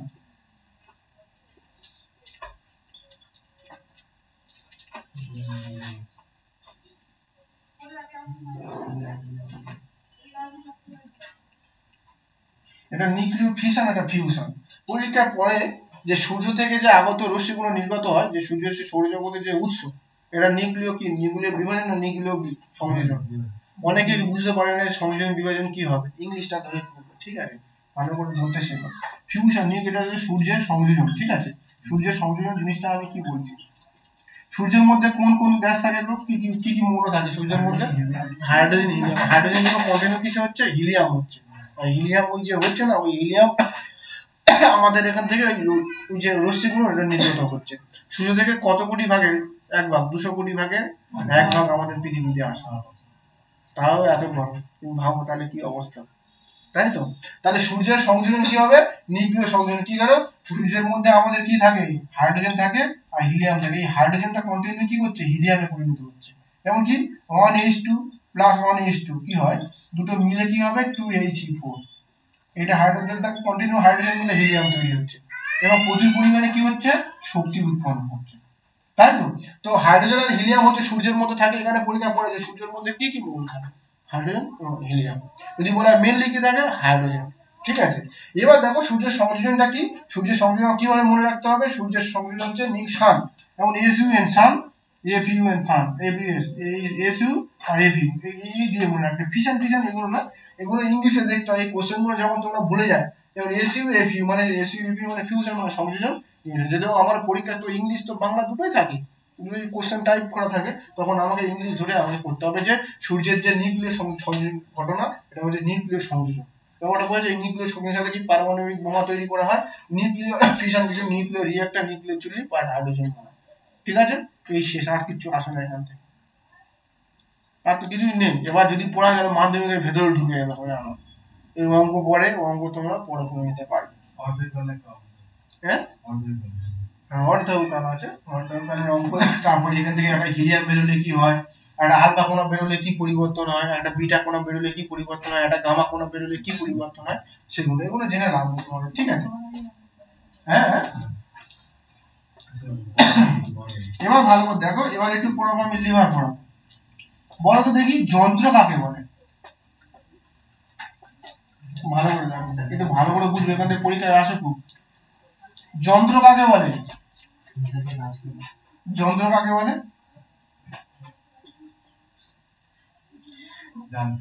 যন্ত্র হচ্ছে একটা ব্যবস্থা, তাই না? যে ব্যবস্থার সাহায্যে আমরা কম শক্তি খরচ করে বেশি পরিমাণ কার্য করতে পারি, সেটা হচ্ছে যন্ত্র। যন্ত্র তো সব রকমই যন্ত্র আছে, তাই তো? যেমন জল দেওয়া মেশিন, কম কার্য করে বেশি পরিমাণ কাজ করে, ধান কাটা যে মেশিন, আবার বিভিন্ন ধরনের যন্ত্র তো সব এভরিথিং আছে। তাহলে যন্ত্র হচ্ছে একটা কিন্তু ব্যবস্থা, যাতে আমরা কম শক্তি বড় প্রয়োগ করে বেশি পরিমাণ কাজ পাবো, সেটা হচ্ছে যন্ত্র। এবার যন্ত্রর বিভিন্ন ধরনের বাধা আছে। কি কি বাধা থাকতে পারে বলতো দেখি? 3 ধরনের বাধা আছে। এটা কি? জাড্যজনিত বাধা। জাড্য মানে কি গো? মানে আমি, হ্যাঁ, ওটা বলে জাড্য হচ্ছে কি, তোমার দুটো জাড্য আছে, একটা স্থিতি জাড্য, একটা গতি জাড্য। মানে আমি যদি এখানে একটা মেশিন আছে, মেশিনকে আমি এখান থেকে এক জায়গায় বহন করে নিয়ে যাবো, তাহলে আমাকে প্রচুর পরিমাণে শক্তি খরচা করতে হবে, তাহলে ওটা একটা বাধা। এবার কিছু কিছু দেখবে, কিছু কিছু মেশিন চালালে দেখবে, যেমন কি যদি আমার মাটি ঘোড়া মেশিন কন্টিনিউ যদি চালায়, অভিকর্ষজনিত টানের ফলে ওর নিচের দিকে চলে যাবে, তাহলে একটা বাধা, একটা জাড্যজনিত বাধা, একটা অভিকর্ষজনিত বাধা। আর একটা কি বলতে বাধা বলতে পারো, আর হচ্ছে পদার্থজনিত বাধা। কি পরিমাণ ধরনের ও পরিমাণ দেখো, আমি একটা, এখন তো মানুষ, আগে যেমন কি কম্পিউটার ছিল একটা ঘর ভর্তি কম্পিউটার, তাই না? এখন সে সুপার 800 নাকি সুপার 800 কম্পিউটার ছিল। হ্যাঁ, পরম প্রথমে যে পরম আমাদের ভারতীয় কম্পিউটার পরম, হ্যাঁ, সে পুরো ঘর ভর্তি। এখন কি ল্যাপটপ দেখো কি হয়েছে। তাহলে দেখি এটা একটা কি, এটা পদার্থজনিত বাধা, যে এত পরিমাণ যে এতকে আমি ক্যারি করবো কি করে, একটা ল্যাপটপ নিলাম চলে গেলাম। তাহলে যন্ত্রের বিভিন্ন ধরনের বাধা, এটা হচ্ছে পদার্থজনিত বাধা, এটা জাড্যজনিত বাধা, আর এটা হচ্ছে অভিকর্ষীয় বাধা। তো আমরা এখান থেকে কি করবো, কোন যন্ত্র বেশি পরিমাণে কাজ করছে তার আমরা কর্মদক্ষতা দেখবো, যান্ত্রিক সুবিধা দেখবো। কর্মদক্ষতা জিনিসটা কি? কর্মদক্ষতা জিনিসটা কি? তোমার কর্মদক্ষতা কত? তুমি দিনে 10টা অঙ্ক ছাড়া বেশি করতে পারো না, তাহলে তোমার কর্মদক্ষতা ওটা। এর দিনে 100টা অঙ্ক করে, তাহলে এর কর্মদক্ষতা বেশি। কর্ম জিনিসটা কি? কাজ করছি মানে কি, আমরা যন্ত্রে একটা দিচ্ছি, যন্ত্র থেকে যে প্রাপ্ত জিনিসটা পাচ্ছে, মানে একটা যন্ত্র প্রযুক্ত করছি। মানে ভালো করে দেখো, আমি 5 লিটার তেল দিয়েছি, একটা গাড়ি চলবে 50 কিমি, তাহলে আমি 5 লিটার তেল দিয়েছি, যন্ত্র আমি প্রযুক্ত করেছি। তাহলে সে যদি আমার 50 লিটার 50 কিমি না যায়, তাহলে 40 কিমি দেন, তাহলে তার কি? যন্ত্র থেকে আমরা প্রযুক্ত কার্য পাচ্ছি, প্রযুক্ত করছে এবং প্রাপ্ত আমি প্রয়োগ করছি, এবং সেখান থেকে যে পাচ্ছি তাদেরকে যদি আমি 100 দিয়ে গুণ করি, সেটা হচ্ছে তার কর্মদক্ষতা। কর্মদক্ষতা এটা পরীক্ষা তোমাদের ম্যাথে খুব কাজ করবে। যন্ত্র থেকে মানে একটা যন্ত্রে প্রযুক্ত কার্য আর যন্ত্র দ্বারা প্রাপ্ত কাজ। এফিসিয়েন্সি সবসময় কি দিয়ে লেখা? এফিসিয়েন্সি কর্মদক্ষতা। সব একে যদি আমি 100% দিয়ে গুণ করি, এটাই হচ্ছে তার কি কোন একটা যন্ত্র দ্বারা কর্মদক্ষতা।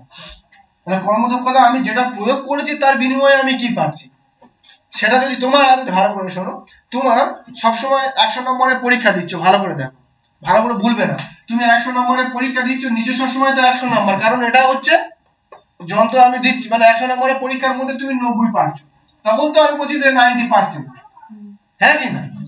90% কি করে এটা একটা কর্মদক্ষতা, তেমন আমি যন্ত্রে প্রযুক্ত দিয়েছি, তার বিনিময়ে আমি কি পাচ্ছি, তাহলে যদি আমি 100% দিয়ে গুণ করি তাহলে সেটা হচ্ছে আমার কি, তাহলে আমার সেটা হচ্ছে আমার হচ্ছে কর্মদক্ষতা। এবার যান্ত্রিক সুবিধা জিনিসটা কি? যান্ত্রিক সুবিধা জানো কি? যান্ত্রিক সুবিধা, হ্যাঁ, যান্ত্রিক সুবিধা কি হতে পারে? কম বল প্রয়োগ করে বেশি ধরনের আমি কাজ করতে, যেটা যান্ত্রিক সুবিধা। যান্ত্রিক সুবিধা বিভিন্ন ধরনের হতে পারে, একের থেকে বেশি হতে পারে, একের থেকে কম হতে পারে, বা একের সমান হতে পারে। তুমি একটা যন্ত্র কি করলে, একটা যেমন দাড়ি পাল্লা তুমি যখন হাত দিয়ে ধরবে ওটা কষ্ট হবে, তুমি একটা স্ট্যান্ডে ঝুলিয়ে দাও না, ঝুলিয়ে দিয়ে দেবে, একদিকে তোমার কি করবে, একদিকে তুমি বাটকারা দিলে, একদিকে হচ্ছে মাল দিলে, তাহলে কি হলো, তাহলে তখন তার কর্মদক্ষতা কত হবে, তখন যান্ত্রিক সুবিধা কত হবে? 1 হবে। কেন সমান হচ্ছে? দুদিকে হচ্ছে 1 হচ্ছে। এবার ভালো করে দেখো, তুমি নৌকায় দাঁড় মারছো, হালকা দাঁড় মারছো, দাঁড় মারার পর নৌকা অনেক দূরে এগিয়ে যাচ্ছে, তখন কি এটা কি যান্ত্রিক সুবিধা 1 এর বেশি না কম হবে? বেশি হবে। তারপর জাতি আছে, আমরা সুপারি কাটছি, জাতি, ভালো করে শোনো, জাতি যদি আমি করি তাহলে কি হবে, চাপ দিচ্ছি কেটে যাচ্ছে, বেশি পরিমাণে কিন্তু বল প্রয়োগ করছি। যেমন আমরা যে নলকূপ, আমরা যে পাম্প করছি, পাম্প করে আস্তে আস্তে পাম্প করে জল হচ্ছে, ওটা তো আমি বেশি পরিমাণ তো প্রয়োগ করছি না, তাই তো? তাহলে যান্ত্রিক সুবিধা সবসময় কখনো 1 এর বেশি হতে পারে, কম কখন হবে, ভালো করে শোনো। যখন আমি কোনো একটা 5 কেজিকে ওঠাচ্ছি, আমার নিজেরও বল প্রয়োগ করতে হচ্ছে, আর ওটা হচ্ছে বলটা ভরটা আমার তুলতে হচ্ছে, তার মানে কি দুটোই কিন্তু লস হচ্ছে, তো তখন এটা কি যান্ত্রিক সুবিধা 1 এর কম। এবার আমি বলবো যান্ত্রিক সুবিধা জিনিসটা কি। যান্ত্রিক সুবিধা সবসময় কি হবে, বলবাহু আর রোধবাহুর অনুপাতকে সবসময় কি হবে, অনুপাতকে আমরা যান্ত্রিক সুবিধা বলি। বলবাহু রোধবাহু জিনিসটা কি আমি বলে দেবো, কারণ লিভার পড়তে গেলে একটুখানি এগুলো জানা প্রয়োজন, ঠিক আছে, ভালো করে দেখো। তাহলে আমি কি এদিকে যান্ত্রিক সুবিধা, কোন একটা আলম্ব আছে, আলম্ব জিনিসটা কি? আলম্ব জিনিসটা হচ্ছে মানে লিভার জিনিসটা কি বলো শোনো, কোন একটা যন্ত্র, কোন একটা চক্র বা অক্ষদণ্ডকে, চক্র অক্ষদণ্ড আমরা বাচ্চাবেলা দেখবে, আমার সময় আমরা আগেকার দিনে যে নলকূপ থেকে আমরা জল তুলছি, তাই তো? নলকূপের এখানে দেখবে কি হবে, এই নলকূপ আছে, নলকূপের এখানে একটা গোল মতো কিছু আছে, এখানে তারপরে দড়ি জড়িয়ে এখানে একটা বালতি আছে, এই বালতিটা ফেলে দিলাম, এবার আস্তে আস্তে আমি দড়িটা ধরে টানছি, বালতিটা উপরের দিকে উঠছে, তাহলে কি এটা যে কপিকল বলা হয় বা এটা যন্ত্র বলা হয়, এটা চক্র বা অক্ষদণ্ড, মানে যে কোনো একটা ধর্মকে, কোন একটা চক্র বা অক্ষদণ্ড কি করে কোন একটা বেস করে যখন ঘুরছে, সেই বেসটাকে কি বলা হয় বা কেন্দ্রকে কি বলা হচ্ছে, আলম্ব। ভালো করে দেখো, আমি একটা নলকূপ আঁকি, আমি তো নলকূপ আঁকতে পারি না, যাই আঁকছি, এটা হচ্ছে নলকূপ, এইখানে কি, এইখানে আমার হচ্ছে, এইখানে আমি পাম্প করছি মানে কি একটা বল প্রয়োগ করছি, এইখানে আমার আলম্ব আছে, আর এইখানে কি হচ্ছে, এইখানে বাটি আছে, জলটা এদিকে আমার উঠছে, তাই তো? জলটা উঠে আমার বালতির মধ্যে পড়ছে, তাহলে আমি এখানে বল প্রয়োগ করছি, এর সাহায্যে কি হবে, এটা উঠবে নামবে, তাহলে একটা যন্ত্র একটা নির্দিষ্ট পয়েন্টকে বিন্দু করে এটা কি হচ্ছে, নলকূপটা উঠছে আর নামছে, এই যে পয়েন্টটাকে কি বলা হয়, এটাকে বলা হচ্ছে আলম্ব।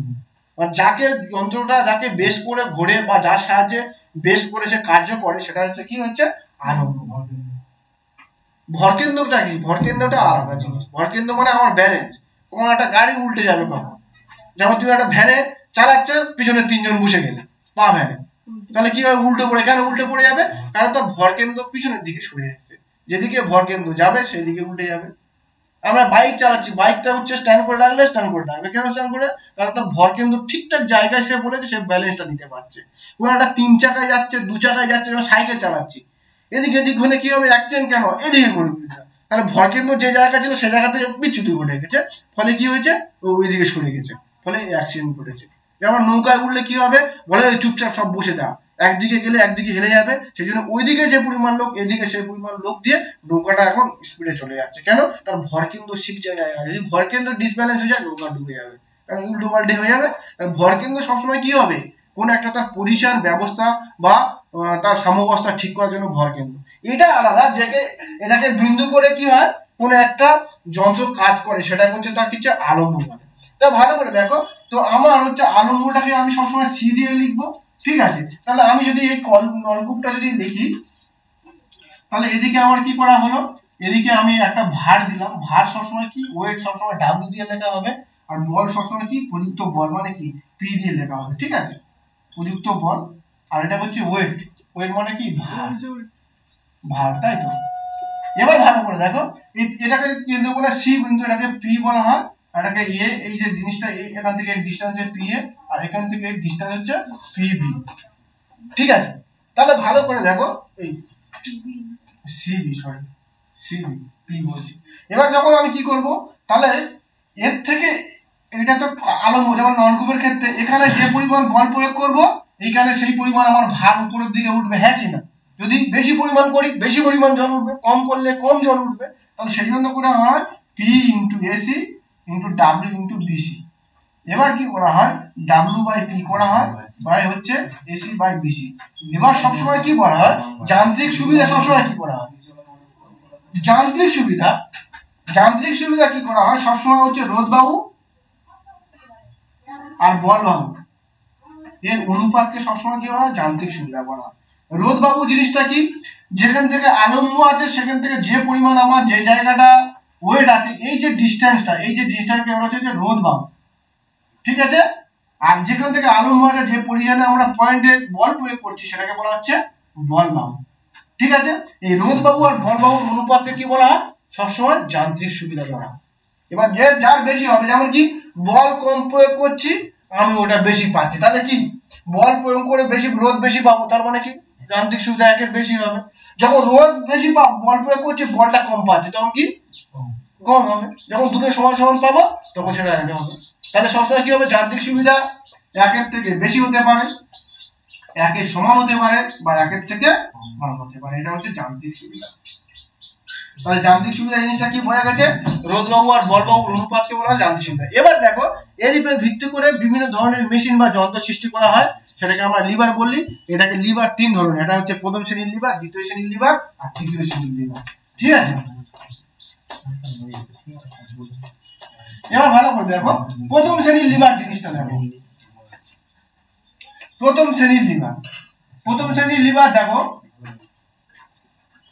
সবসময় এটা মনে রাখবে, প্রথম শ্রেণীর লিভারে যান্ত্রিক সুবিধা কি কি হয়, কেমন হয়। যান্ত্রিক সুবিধা সব রকম হতে পারে, একের বেশি হতে পারে, একের সমান হতে পারে, আর একের কম হতে পারে যান্ত্রিক সুবিধা। মনে রাখতে হবে, প্রথম শ্রেণীর লিভারে কিন্তু যান্ত্রিক সুবিধা একের বেশি, একের কম, একের কম বা একের বেশি বা সমান হতে হবে। যদি বলা হয় প্রথম শ্রেণীর লিভারের উদাহরণ কি, পরীক্ষায় পড়ে যে নলকূপের হাতল কোন শ্রেণীর লিভার, নলকূপের হাতল কোন শ্রেণীর লিভার, প্রথম শ্রেণীর লিভার। উদাহরণটা একটু জেনে নাও, দাড়ি পাল্লা, বেলচা, কোদাল, সাঁড়াশি, নলকূপের হাতল, এগুলো উদাহরণগুলো নিতে লিখে নাও। হাতল, পেরেক তোলার যন্ত্র, এইগুলো সব কি প্রথম শ্রেণীর লিভার। বেলচা, কোদাল, সাঁড়াশি, নলকূপের হাতল, পেরেক তোলার যন্ত্র, দাড়ি পাল্লা, এগুলো কিন্তু মনে রাখবে, পরীক্ষায় পড়ে এটা কোনটি, এর মধ্যে প্রথম শ্রেণীর লিভার। তাহলে প্রথম শ্রেণীর লিভারের কি হলো, যান্ত্রিক সুবিধা একের বেশি হতে পারে, কম হতে পারে বা সমান হতে পারে। তাহলে কি একের সমান কি হবে, দাড়ি পাল্লা, নলকূপের হাতল একের সমান হতে হবে, সমান হবে। একের বেশি কার হতে হবে, যখন নলকূপের হাতলটা একের বেশি হবে, কারণ কম অল্প করে বেশি পাচ্ছি। এবার দেখবে বেলচাটা বেশি পরিমাণ বল প্রয়োগ করতে হয় না, হ্যাঁ, বল বাহুটা বেশি, রোধ বাহুটা কম, তাহলে আমার কি, তাহলে একের যান্ত্রিক সুবিধা একের কম। কারণ সবসময় যান্ত্রিক সুবিধা কি হচ্ছে, রোধ বাই বল, বলটা যদি আমার বেশি হয়, তাহলে আমার কি যান্ত্রিক সুবিধা কম না, আর যদি রোধটা বেশি হয়, তাহলে কি হবে, যান্ত্রিক সুবিধা বেশি। ব্যাপারটা বুঝে গেল। তাহলে প্রথম শ্রেণীর লিভারটা আমার বোঝা গেল যে প্রথম শ্রেণীর লিভারে যান্ত্রিক সুবিধা একের কম, একের বেশি বা একের সমান হতে পারে। উদাহরণ কি দাঁড়িপাল্লা, বেলচার, কতলা। ভালো করে দেখো। প্রথম শ্রেণীর লিভারে আলম্ব কোথায় থাকে জানো তো?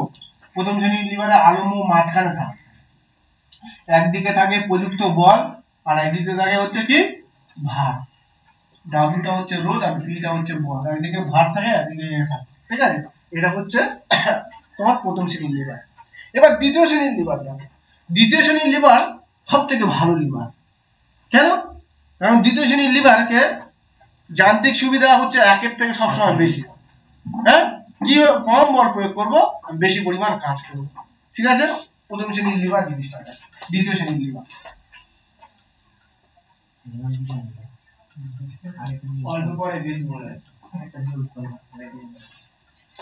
দেখো।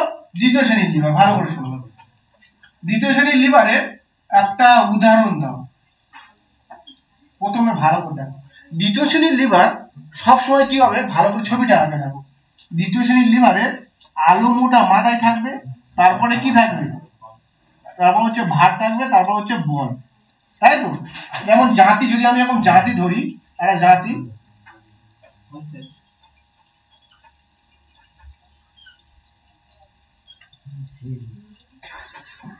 জাতি এখানে কি একটা সুপারি দিলাম, তাই তো? কাটতে হবে। তাহলে এখানে কি আলম্ব, জাতির তো এখানে একটা আলম্ব, এটা কি সুপারিটা হচ্ছে ভর, আর আমি এখানে তো বল প্রয়োগ করবো, তাহলে পি হলো। তাহলে দেখো এরকম মনে রাখতে হবে। তাহলে কি আলম্ব, ভর আর প্রযুক্ত বল, ভর না সরি ভার, প্রযুক্ত বল। তাহলে দ্বিতীয় শ্রেণীর লিভারে সবসময় কি হয়, আলম্বটা মাথার দিকে থাকে। এটা 9 বই পেয়ে যাবে। আলম্বটা মাথার দিকে থাকে, তারপরে ভার আর তারপরে বল। এদের সবসময় যান্ত্রিক সুবিধা কি হয়, যান্ত্রিক সুবিধা একের থেকে বেশি হয়। উদাহরণ কি, উদাহরণ কি হতে পারে, জাতি। তারপরে কি জাতি হতে পারে।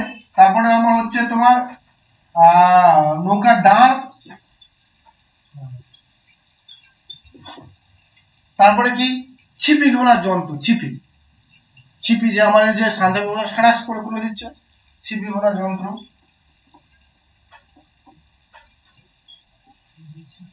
তারপরে ছিপি চাপার যন্ত্র।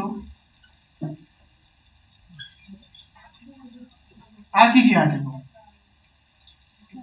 তারপরে হ্যাঁ, তারপরে এক চাকার গাড়ি, এক চাকার গাড়ি, দেখুন ময়লা ফেলতে দেখুনি, মাঝখানে মাঝখানে চাকা আছে। এক চাকার গাড়িটা কি, ভালো করে দেখো। সে একটা গাড়ি থাকবে, হ্যাঁ, এবার এক চাকার গাড়ি দেখিস, যেটা দেখিস সিনেমা ছবিটা আগে বুঝতে পারবে। হ্যাঁ, তো পারবো তাই। হ্যাঁ, ভালো আছে। যাই হোক, এক চাকার গাড়ি না না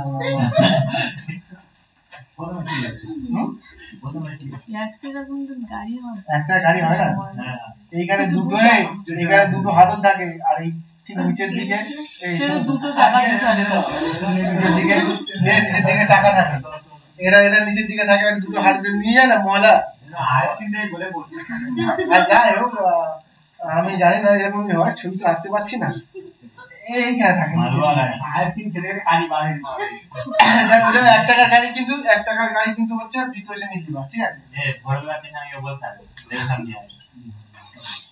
এক চাকার গাড়ি কি দ্বিতীয় শ্রেণীর লিভার। এটা হচ্ছে ময়লা ময়লা দেখিস সিনেমায়, সবজি না, ওটা ওটা ঠেলা বলে, ওটা ঠেলা, ওটা দু চাকা, এক চাকার গাড়ি আছে, এক চাকার গাড়ি আছে, এক চাকা হচ্ছে পরে বলি কোন ব্যবহার করা হয়, কোন কোন, হ্যাঁ ইট ইট ইট ঠিক ঠিক বলে,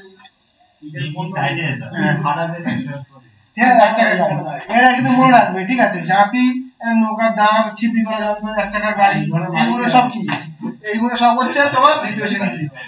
এবার দেখো তৃতীয় শ্রেণীর লিভারটা,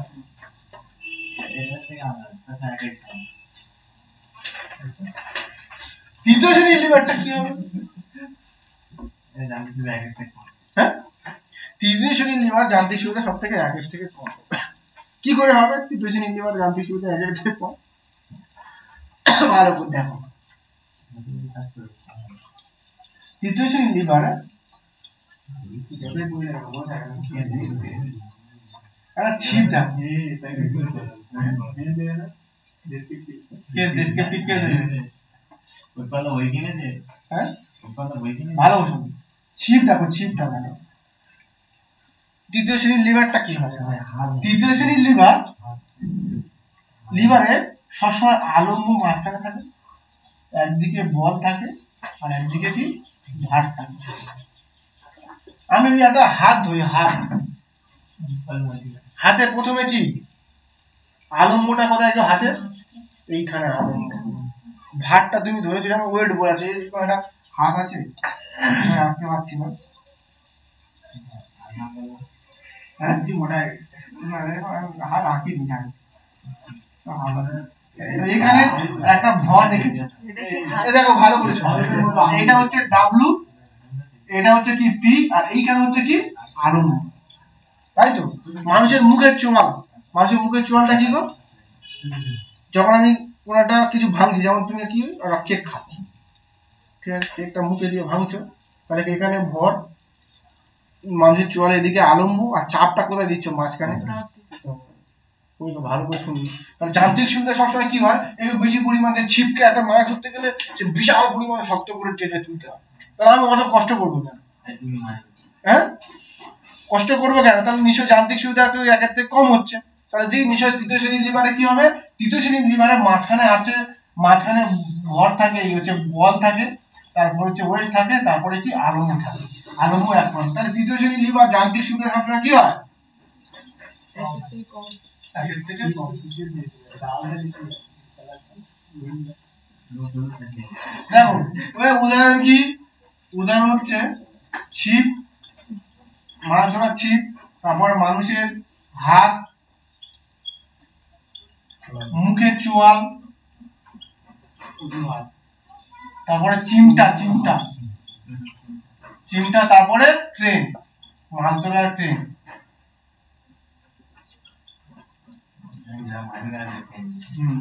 ক্রেনে কিন্তু ক্রেন দুটো ধরনের হয় যান্ত্রিক সুবিধা একের থেকে বেশি হয় আবার একের থেকে কম ক্রেনে দুটো রকম সুবিধা ঠিক আছে একের থেকে বেশি হয় একের থেকে কম হয় তৃতীয় শ্রেণীর লিভার এটা হচ্ছে তৃতীয় শ্রেণীর লিভার ঠিক আছে তৃতীয় শ্রেণীর লিভার ঠিক আছে এই লিভার থেকে পরে কোনো না কোনো পরীক্ষায় আসে ঠিক আছে তোমার বলে দাও মানুষের হাত কোন শ্রেণীর লিভার কি রে তৃতীয় শ্রেণীর লিভার চিন্তা কোন শ্রেণীর লিভার জাতি কোন শ্রেণীর লিভার দ্বিতীয় লিভার নলকিপের হাতে প্রথম শ্রেণীর লিভার অনেকবার না বৃদ্ধা কালো মানে এইগুলো পরীক্ষায় খুব আসে ঠিক আছে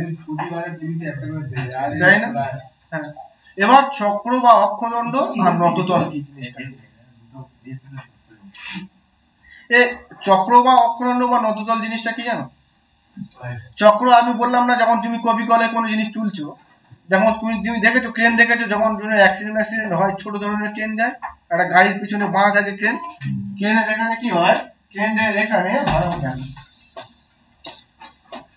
ক্রেনটা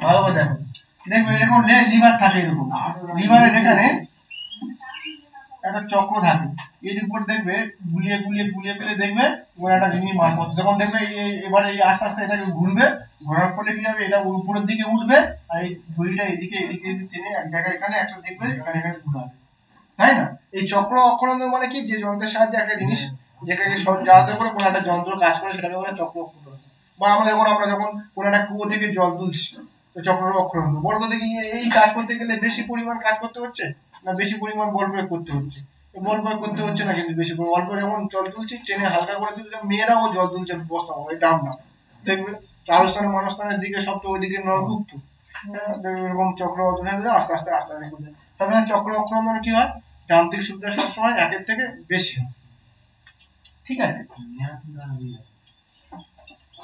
যান্ত্রিক সুবিধা একের থেকে বেশি যদি বললাম নততল জিনিসটা জানো কি হ্যাঁ তোমার এখানে একটা ওয়েট আছে তুমি ওয়েটটাকে এখান থেকে তুলে দিই কি করবে বা কোনো একটা যন্ত্র আছে এখান থেকে কি করবে এখান থেকে কম হবে এখান থেকে ফেলবে কি হবে নত তলের কি হবে গো? উপর দিকে তোলা হয় তার একের থেকে কম। ভালো করে শুনতে, একের থেকে কি করে কম হবে, একের থেকে বেশি হবে। যেমন ভাতটা করে সম্পূর্ণ বলি শোনো। তুমি নিচ থেকে দুটো কাঠকে তুমি লরির উপরে তুলছো, ভালো করে শোনো, ও কাঠের গুঁড়িকে লরির উপরে তুলছো, ঠিক আছে? তাকে দড়ি বেঁধে তুলতে কষ্ট বেশি, আর যদি আমি একটা ঢাল জিনিস দিই ঘুরিয়ে ঘুরিয়ে ঘুরিয়ে ঘুরিয়ে তুলতে বেশি কষ্ট বেশি? দড়ি বেঁধে তুলতে কষ্ট বেশি। যদি আমি এখন গড়ে থাকি তাহলে কি 2-4টে এরকম ঘুরিয়ে ঘুরিয়ে দিলে ঘুরিয়ে যাবে, কিন্তু তাড়াতাড়ি যাবে। কি যদি আমি এরকম ভর দিয়ে তুলি তার থেকে কষ্ট বেশি হবে। ভালো করে শোনো, কোনো একটা এখানে যন্ত্র আছে, যন্ত্রকে তুমি মাথায় তুলতে যাচ্ছ, তোমার মাথায় বয়ে বয়ে নিয়ে যেতে হবে তুলতে। যদি আমি এখন দড়ি বেঁধে থেকে স্লিপ করে টেনে নিই তাহলে কি হবে, আরামসে চলে যাবে। এটা নততল মানে কি, একটা নত মানে কি, নদী মানে কোন, কোন এই কোণের সাহায্যে যে তল করে সমতল গঠন করা হয় সেটাকে বলা হয় নততল। নততল মানে কি, ঢালু মতো এখান থেকে এখানে তুলে নিতে কি হবে, আমার যান্ত্রিক কম বল প্রয়োগ করতে হবে, কিন্তু আমি কার্য বেশি পাবো। সেটা হয় যান্ত্রিক সুবিধা সবসময় নততলে কি হয়, একের থেকে বেশি হয়। নততল তুমি সব জায়গায় যে একই ভাবে গুঁজে দেবে হবে না, কিন্তু মানে আমি কোনো একটা নিচ থেকে কোনো একটা উপরে একটা মাল তুলতে যাচ্ছি, তাহলে আমাকে এরকম ভাবেই তুলতে সুবিধা হবে। বিশেষ করে লরিতে দেখে নি তোমার কাঠ মাঠ গুলো তুলছে, লরি বয়ে করছে, একই বেশি নততলের কাজ। এই কোণের সাহায্যে, কোনো একটা কোণের সাহায্যে করতে। এবার কিছু এবার একটা জিনিস পড়ায়, লিভার হয়ে গেল, লিভার হয়ে গেল, পরমাণু নিউক্লিয়াস হয়ে গেল। এবার একটা কথা কোশ্চেন করি, একটু চুম্বক শোনো, উৎপল বলো, ফিজিক্স থেকে একটু ধারণা। হ্যাঁ ওই উৎপল বলো দেখি, যে তড়িৎ মাপা তড়িৎ প্রবাহ মাপা যন্ত্রের নাম কি? প্রবাহ মাপা যন্ত্রের নাম কি? যাকে জিজ্ঞেস করছিস সে বল। স্বরূপ বলো তো দেখি, তড়িৎ চালক বল মাপা যন্ত্রের নাম কি? ভালো করে সব শুনে রাখ, পোটেনশিওমিটার। বিভব প্রবাহের মাপার যন্ত্রের নাম কি? ভোল্টমিটার, তাই তো। এবার জিনিসটা কি ভালো করে শোনো, এই যে ভোল্টমিটার অ্যামমিটার এগুলো সব কি, এটা তড়িৎ চুম্বকীয় ধরনের একটা চুম্বক, ঠিক আছে? একে কি একটা গ্যালভানোমিটার বানানো হয়, গ্যালভানোমিটারের সাহায্যে, হ্যাঁ আমি বলছি, আগে প্রথমে চুম্বকটা বলে দিই, তারপরে আমি মাথার উপর দিয়ে চলে যাবে। ভালো করে শোনো,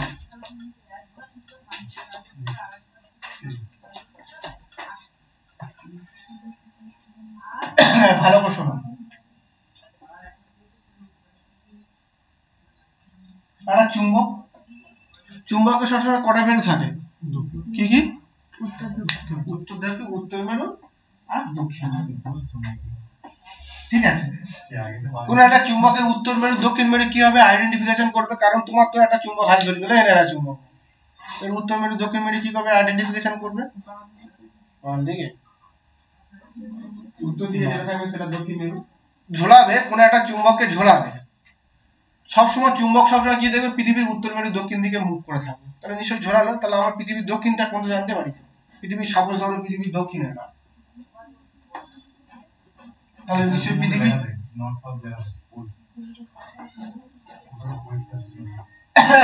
তাহলে আমি একটা চুম্বককে ঝুলিয়ে দিলাম, ভালো করে শোনো, চুম্বককে ঝুলিয়ে দিলাম, তাহলে চুম্বক ঝুলিয়ে দিলে তাহলে কি হবে, সাউথ যেদিকে সেদিকে নর্থ থাকবে, আর পৃথিবী যেদিকে নর্থ সেদিকে চুম্বকের উত্তর থাকবে। কেন আমি বলেছিলাম না সমমেরু, সমমেরু মানে কি, নর্থ নর্থ সবসময় কি করবে, বিকর্ষণ করবে, নর্থ সাউথ সবসময় কি করবে, আকর্ষণ করবে, সাউথ নর্থ সবসময় আকর্ষণ করবে, সাউথ সবসময় কি বিকর্ষণ করবে।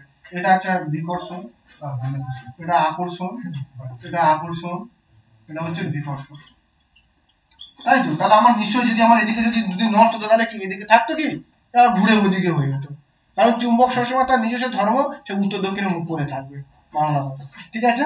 এবার ভালো করে দেখো, তাহলে এই চুম্বক, আমি চুম্বককে কি করে বানাতে পারি? এক, আমি লোহার তারকে যদি কোনো একটা লোহার তারকে যদি কোনো লোহাকে যদি কোনো তার দ্বারা জড়িয়ে দিতে কারেন্ট পাঠাতে পারি, তাহলে সে চুম্বকে পরিণত হয়ে যাবে। 2 নম্বর কথা, যদি আমি কারেন্ট মানে কিছু নেই, আমি মাটির তলায় ওকে গুঁজে দেবো, তাহলে মাটির তলায় যদি আমি তলার মধ্যে যেতে পারি, তাহলে সে চুম্বকে পরিণত হয়ে যাবে, যে 5 বছর 10 বছর পরে সে চুম্বকে পরিণত হয়ে যেতে পারবে। কেন? পৃথিবী একটা চুম্বক, এই চুম্বক থেকে সবসময় কি করবে, চুম্বক থেকে আধানছে বা আহিত হবে, আহিত হয়েই সে কি হবে, চুম্বকে পরিণত হয়ে যাবে, তাই তো? এবার ভালো করে দেখো,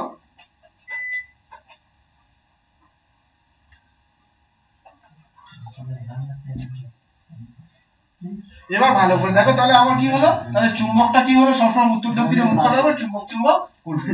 এবার ভালো করে দেখো, ভালো করে আমাদের বিভিন্ন ধরনের চুম্বক আছে, তাই তো? চুম্বক হচ্ছে কি কি দিয়ে কোন ধরনের তৈরি হয়, ভালো করে দেখো। তো এই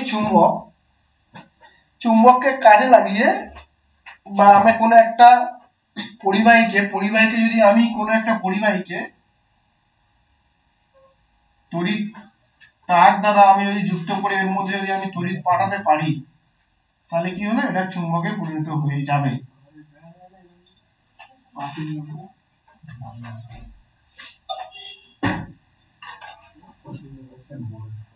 বলো।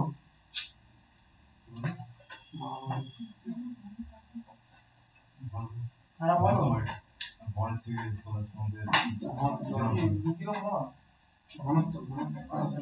নাকি আচ্ছা ঠিক আছে,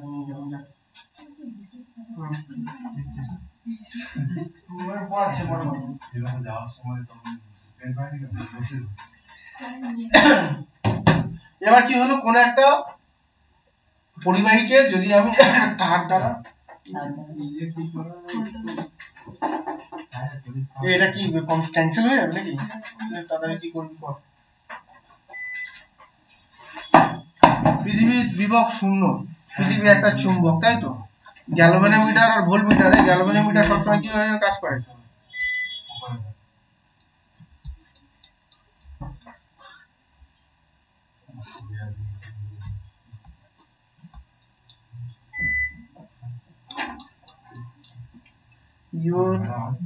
you lost your network connection, madam.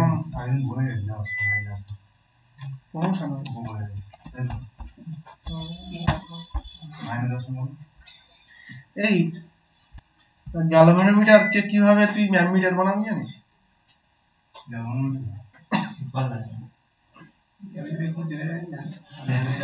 Voltmeter কে কি, গ্যালভানোমিটার হচ্ছে এমন একটা মিটার যার সাহায্যে তড়িৎ প্রবাহ মাপা হয়, ভোল্ট মানে বিভব প্রভেদ মাল্টিমিটার। তো যখন গ্যালভানোমিটার ভোল্টমিটার কখন কাজ করবে, যখন রোধ রাখে,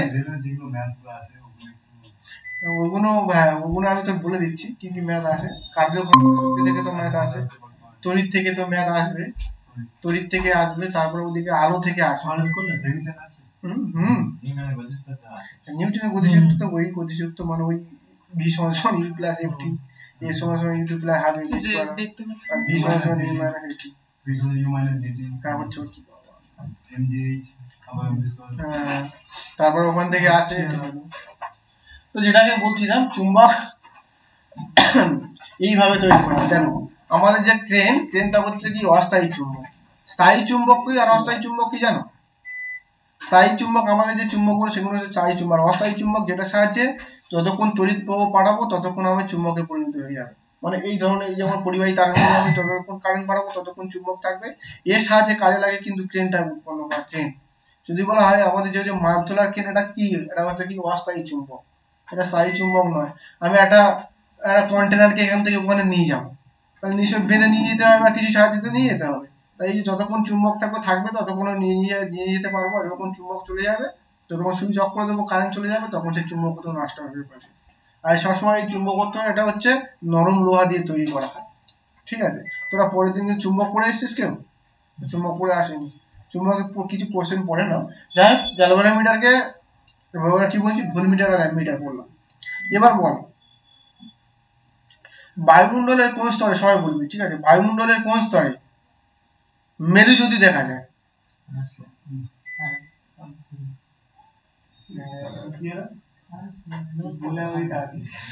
বল না, বল। থার্মোস্ফিয়ার বা আয়নোস্ফিয়ার? বেতার তরঙ্গ প্রতিফলিত হয় আয়নোস্ফিয়ার। বলতো দেখি, ওজোন গ্যাসের সংকেত কি? পড়েছিস? জানি, এগুলো জানিস? জানি। ওজোন গ্যাসের মনে রাখ, O3। ওজোন গ্যাসের ঘনত্ব পরিমাপের এককের নাম কি? উৎপন্ন। হ্যাঁ,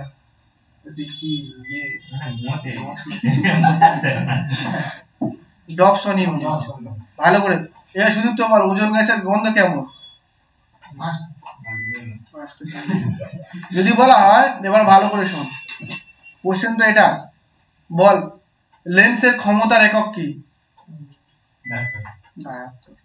লেন্সের ক্ষমতার অঙ্ক পড়ে। লেন্সের ক্ষমতা কি গো? কোন একটা লেন্সের ক্ষমতা যখন ফোকাস দিয়ে ফোকাসের অনন্যকে লেন্সের ক্ষমতা বলে। খুব ভালো করে শোনো, কোন একটা লেন্স আছে, লেন্স পি ক্ষমতা 1/f, এফটা হচ্ছে ফোকাস দৈর্ঘ্য, ঠিক আছে, ফোকাস দূরত্ব বলা, এটা হচ্ছে এসআই একক। আর সিজিএস একক যখন থাকবে তখন পি সমান 100/f থাকবে, ঠিক আছে, মানে কি এফ যখন এফ সমান আমার 20 সেমি তখন কি হবে? পি সমান 5 ডায়াপ্টার। এই কোণের এককের নাম কি জানিস? কোণের এককের নাম হচ্ছে রেডিয়ান। এবার তুই বল ঘনকের এককের নাম। ঘনকোণের পড়াশোনা করছিস তো আদৌ? স্টেরেডিয়ান। বৃহত্তম এককের নাম কি? বৃহত্তম এককের নাম কি? কি? দৈর্ঘ্যের বৃহত্তম এককের নাম কি? বৃহত্তম একক মানে ওটা। বলতো দেখি দীপন প্রাবল্যের এককের নাম কি? দীপন প্রাবল্য ক্যান্ডেলা। লুমিনিয়াস হচ্ছে ইন্টেন্সিটি। এইগুলো মাধ্যমিকে আছে, ঠিক আছে। এবার বল অক্ষাংশ পরিমাপের যন্ত্রের নাম কি? অনন্যা বল।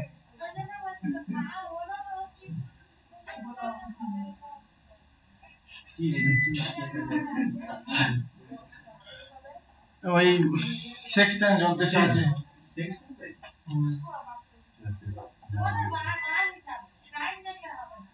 ঠিক আছে। বলতে দেখি ধ্রুব তারা আকাশের কোন দিকে দেখতে পাওয়া যায়?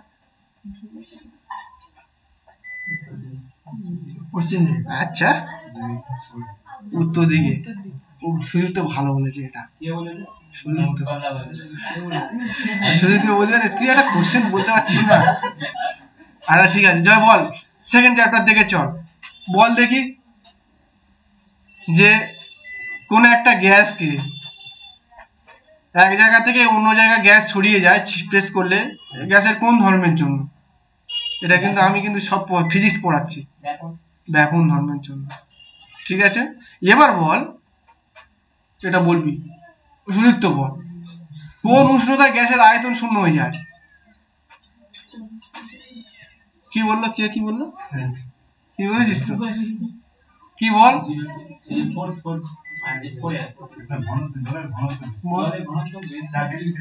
আমি জলের কোন উষ্ণতায় আমি জলের আয়তন পদার্থের আয়তন শূন্য হয়ে যায়?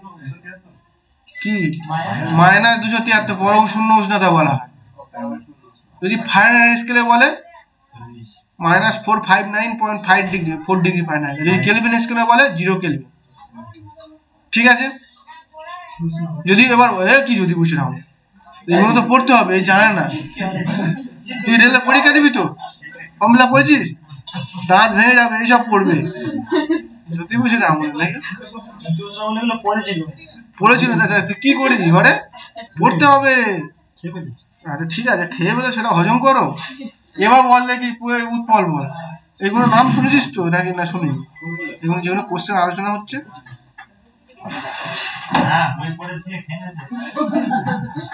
এবার বলো উৎপল বলো দেখি শব্দের বেগ কোন মাধ্যমে সব থেকে বেশি? কঠিন মাধ্যমে। বায়ু মাধ্যমে শব্দের গতিবেগ কত? সুদীপ্ত বল। 332 কি মিটার পার সেকেন্ড। বলতো দেখি প্রতিধ্বনি হতে গেলে শ্রোতা আর প্রতিফলকের মধ্যে দূরত্ব কত থাকতে হবে? শ্রোতা আর প্রতিফলক 16.6 মিটার দুটোর মধ্যে। যদি বলা হয় কোন একটা ফাঁকা ঘরে কখনই প্রতিধ্বনি সৃষ্টি হবে? যখন দুটো দেয়ালের মধ্যে 16.6 মিটার ডিস্টেন্স থাকবে। এবং এটা জেনে নাও, কাজে লাগবে। ওটা মিনিমাম দূরত্ব, ওর থেকে বেশি হতে হবে। হ্যাঁ একদম। দুটো পাহাড়ের মধ্যে গিয়ে দেখিনি সিনেমার নাম করে ডাকছে অর্জুন অর্জুন, আচ্ছা বড় অর্জুন অর্জুন হচ্ছে কি করে রে ভৌতিক ব্যাপার ওই প্রতিধ্বনি হচ্ছে ইকো হচ্ছে বলতো দেখি মেয়েদের গলা এত তীক্ষ্ণ কেন শব্দের কি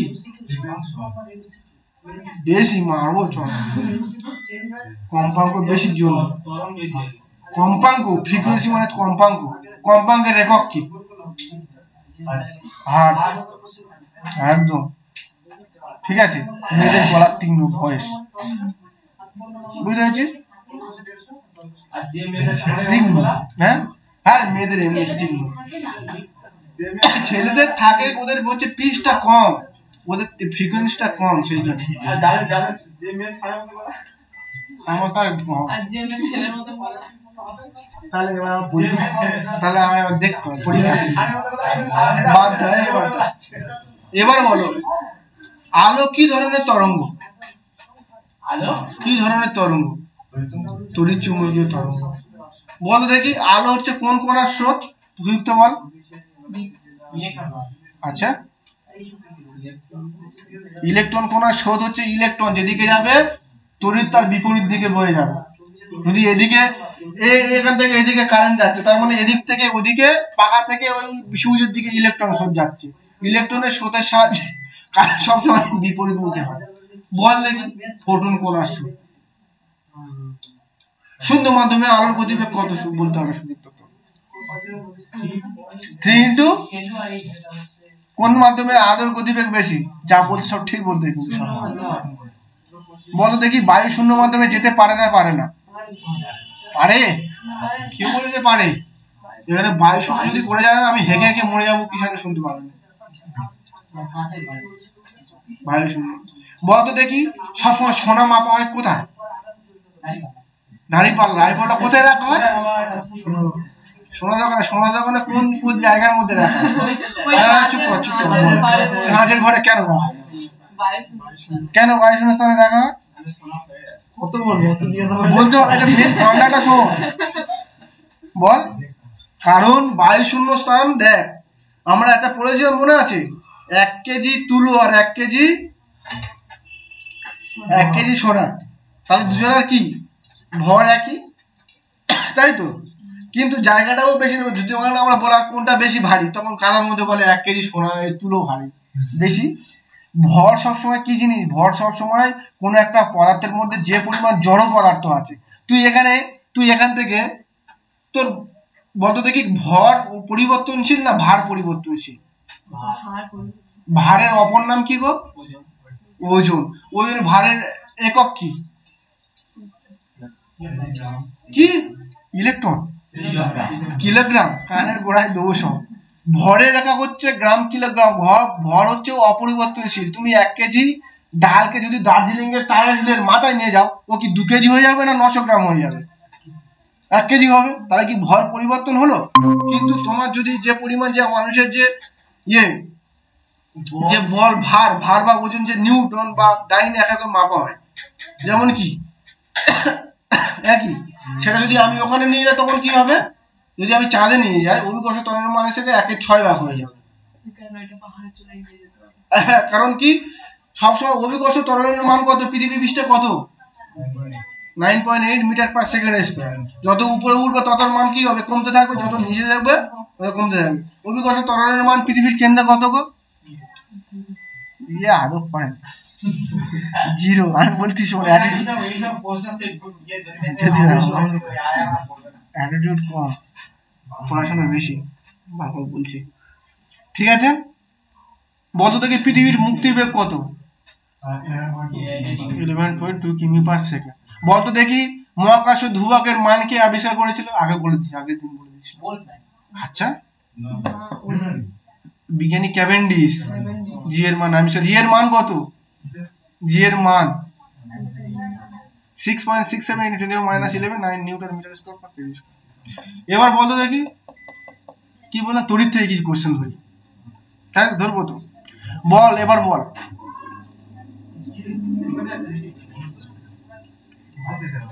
তড়িৎ ক্ষমতার এককের নাম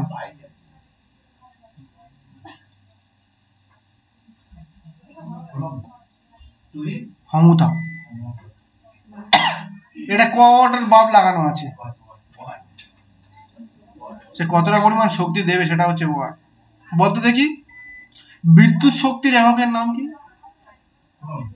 আচ্ছা, বিদ্যুৎ শক্তির এককের নাম হচ্ছে ইউনিট বা কিলোওয়াট আওয়ার। ইউনিটটা কি একক? ব্যবসায়িক একক।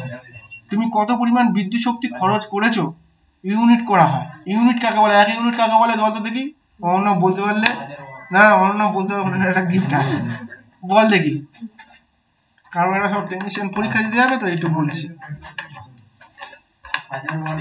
না না একদম, কোন একটা যন্ত্র 1 ঘন্টা ধরে চলবে, 1 কিলোওয়াট কোন একটা যন্ত্র 1 ঘন্টা ধরে চললে যে পরিমাণ শক্তি খরচা হবে সেটা হচ্ছে 1 ইউনিট। যদি আমার এই পাখাটা 1 কিলোওয়াট বা 1000 ওয়াট হয়, যদি আমার 1 ঘন্টা চলে তাহলে কি পরিমাণ শক্তি খরচা হবে? 1 ইউনিট খরচা হবে। 9 ওয়াটের ভাববে তাহলে তুই তবে 1 ইউনিট হয়। ব্যাপারটা বুঝতে পারছো? আচ্ছা না না, সারা মাস চলে 2 ইউনিট 1 ইউনিট, ওইটা হচ্ছে ইউনিট এভাবে হিসাব করে। হ্যাঁ বলো দেখি, তুই জিজ্ঞেস করবো রোদের এককের নাম কি? রোদের এককের নাম কি? রোদের এককের নাম কি? ও ঠিক আছে, এবার কয়েকটা কোশ্চেন ধরি, বলো তো দেখি। শীতকালে জামা কাপড় গুলো বা চাদর লেপ কম্বল গুলো কেন রোদে রাখা হয়? কোন ধর্মের জন্য? নিউটনের কোন ধর্মের জন্য? দেখো ভালো করে শোনো, যখন জামা কাপড় রোদে রাখা হয় না, কেন রাখা হয় গো? কারণ শীতকালে কি হয়, শীতকালে আমাদের বায়ু কি হয় গো? শুষ্ক। ফলে কি হয়, যখন আমি এই যে আমার শীতকালে এলাকায় স্যাঁতস্যাঁতে মতো লাগছে, তখন কি হয় জামা কাপড় বা সোয়েটার মোয়েটার মধ্যে ধুলো কালো জমে থাকে। এবার যখন আমি ওকে রোদে দিলাম, তখন কি রোদের সাহায্যে কি হবে, ওই যে জলীয় বাষ্পগুলো বেরিয়ে গিয়ে কি হবে, জলীয় বাষ্পগুলো শুষ্ক হয়ে যাবে। এবার যখন আমি বাড়ি দিয়ে বা লাঠি দিয়ে ঠেঙাবো, তখন দেখবে আস্তে আস্তে আস্তে বেরিয়ে যাবে। হ্যাঁ, ওটা জারদের জন্য, জারদের মানে তৃতীয় জারদের জন্মের জন্য মানে ওইরকম থাকে। এবার যখন তৃতীয় জারদের ছিল, এবার যখন আমি মারছি ধুলো গুলো বেরিয়ে চলে, তখন ওটা গুজি জারটা হয়ে যাচ্ছে। আমি বলেছিলাম না আম আম কি জন্য আম ঝড়ের আম পড়ে যায়? তৃতীয় জারদের জন্য, একই জন্য। বলতো দেখি, এটা পরীক্ষায় পড়ে যে প্রচন্ড গরমে সাইকেল বা গাড়ির টায়ার বাস্ট করে কেন? আর গ্যাসের কোন ধর্মের জন্য? হঠাৎ করে যাচ্ছে ব্রাশ করে টায়ার বাস্ট করলো, কি জন্য? হঠাৎ করে টায়ার কি আমনি আমনি হয়ে গেছে না অনেকদিন বয়স হয়ে গেছে বলে হয়ে গেছে? এটা কিন্তু এটা সায়েন্সের ব্যাখ্যা, অনেকদিন বয়স হয়ে গেছে বলে। ওটা হচ্ছে না, ওটা হচ্ছে চার্লসের সূত্র। চার্লসের সূত্র কি, উষ্ণতা যদি বাড়ায়, গরমকালে কি উষ্ণতা বাড়ছে, ফলে ওর মধ্যে যে বায়ু আছে বা গ্যাস আছে ওরও আয়তন বেড়ে যাচ্ছে। তাহলে আমি যে একটা উষ্ণতা বাড়তে গেলে তো আয়তন বাড়ছে, মানে আয়তন বাড়ে তো জায়গা দিতে হবে। এবার জায়গা না পেয়ে কি হচ্ছে, বাস্ট হয়ে যাচ্ছে। হ্যাঁ, চাপ স্থির থাকছে, উষ্ণতা বাড়ছে, তার সাথে আয়তন বেড়েছে, তাহলে ফেটে যাচ্ছে। বোঝা যাচ্ছে? বড় কথা কি, বেলুন বেলুন যে আমি ফোলাচ্ছি, বেলুন ফোলালে কি হয়, ওর আয়তনটা বেড়ে যায়। তাহলে এটা কিসের সূত্র? চার্লসের সূত্র নয়, এটা কোন সূত্র? বয়েলের সূত্র লঙ্ঘিত করছে। বয়েলের সূত্র যদি আমি চাপ কম রেখে আয়তন বাড়বে, আর আয়তন যদি কম থাকে চাপ কমবে, তাই তো? এবার বলো কোন সূত্র? এবার বলো তো দেখি, সিগন্যাল পোস্টে কোন লাইট ব্যবহার করা হয় দুর্ঘটনা এড়ানোর জন্য? কেন ব্যবহার করা হয়? ধর্ম থেকে বেশি। আকাশের রং নীল দেখায় কেন? আলোর আলোর কোন ধর্মের জন্য? বিক্ষেপণ না বিচ্ছুর? বিচ্ছুর। নক্ষত্রগুলো মিটমিট করা আলোর কোন ধর্মের জন্য? আলোর প্রতিসরণ। কেন প্রতিসরণ গো? প্রতিসরণ হতে গেলে দুটো মাধ্যমের প্রয়োজন হবে। ওখান থেকে আলো আসছে, কখনো ঘন মাধ্যম, কখনো শূন্য মাধ্যম, আর কখনো হালকা মাধ্যম, কখনো ঘন মাধ্যম। এভাবে এরকম দেখতে দেখতে দেখতে দেখতে চোখে আমার টিপ টিপ টিপ টিপ করে চলছে নক্ষত্রগুলো। ঠিক আছে। সূর্য গোধূলি বা উষার সময় কেমন দেখায়? লাল। আলোর কোন ধর্মের জন্য? এবার বলতে হবে বিক্ষেপণ। এগুলো মনে রাখবে, ঠিক আছে? আর কি বলবো না, খাবো।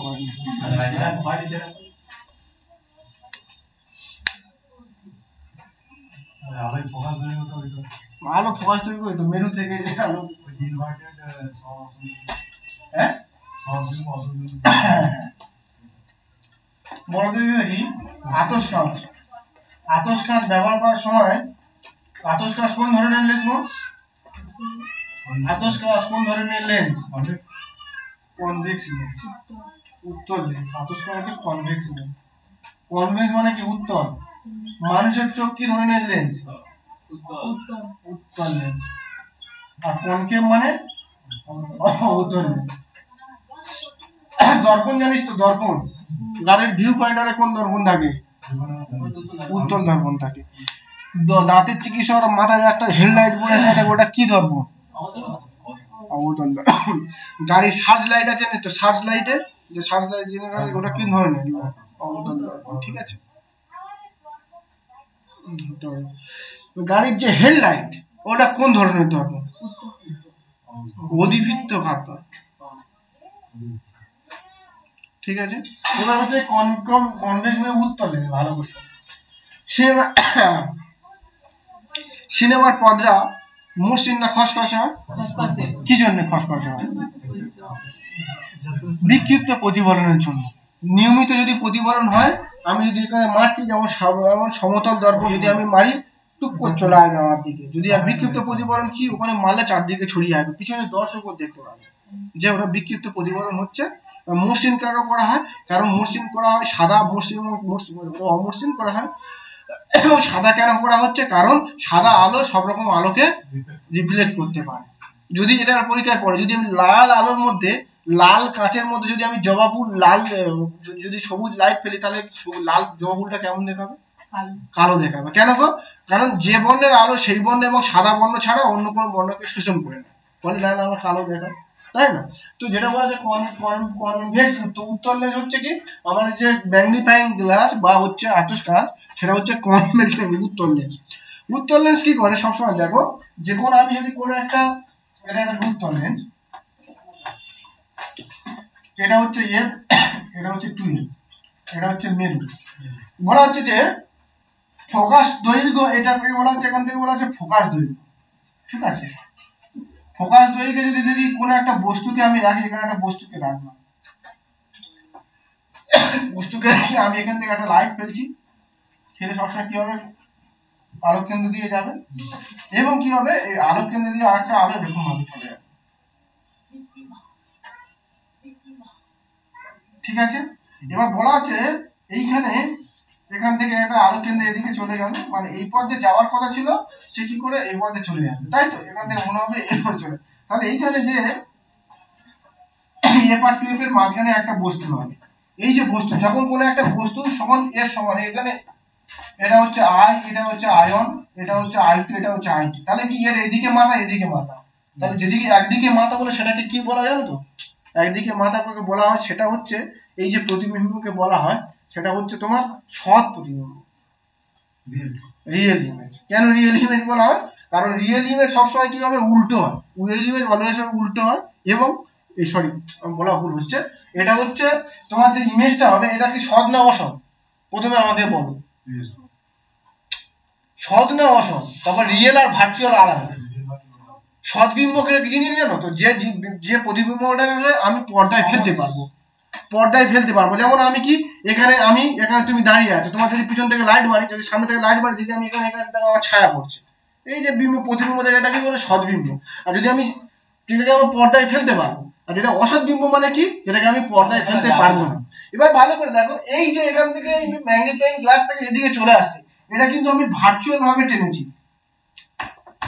ভার্চুয়াল ভাবে টানা হয়েছে তাহলে ভার্চুয়াল ইমেজ সবসময় কি হবে সবসময় অসৎ বিম্ব হবে ঠিক আছে অসৎ বিম্ব হয় আর যখন সৎ বিম্ব যখন হবে সৎ বিম্ব সবসময় কি হবে উল্টো হবে উল্টো মানে এদিকে উল্টো সৃষ্টি হবে মানে কি মাথাটা এদিকে হবে ইনভার্টেড ভার্চুয়াল আর ইনভার্টেড আর রিয়েল আর কি হবে তোমার সৎবিম্ব যখন হবে তখন কি হবে ইমাজিন তাহলে কি যখন হচ্ছে ইনভার্টেড হবে তখন সেই সময় কি হবে রিয়েল আর ইমাজিন যখন হবে তখন কি হবে ভার্চুয়াল হবে এটা সবসময় মনে রাখতে হবে একদম ইনভার্টেডটা হচ্ছে সৎবিম্ব এর ব্যাপারটা হচ্ছে যে যখন সৎবিম্ব হবে উল্টো প্রতিবিম্ব অসৎবিম্ব হলে যেমন সোজা এবার যখন কোথায় কোথায় কখন সৃষ্টি হবে কোথায়, এটা পরীক্ষা কিন্তু খুব পড়ে, এটা ভালো পরীক্ষায় পড়ে।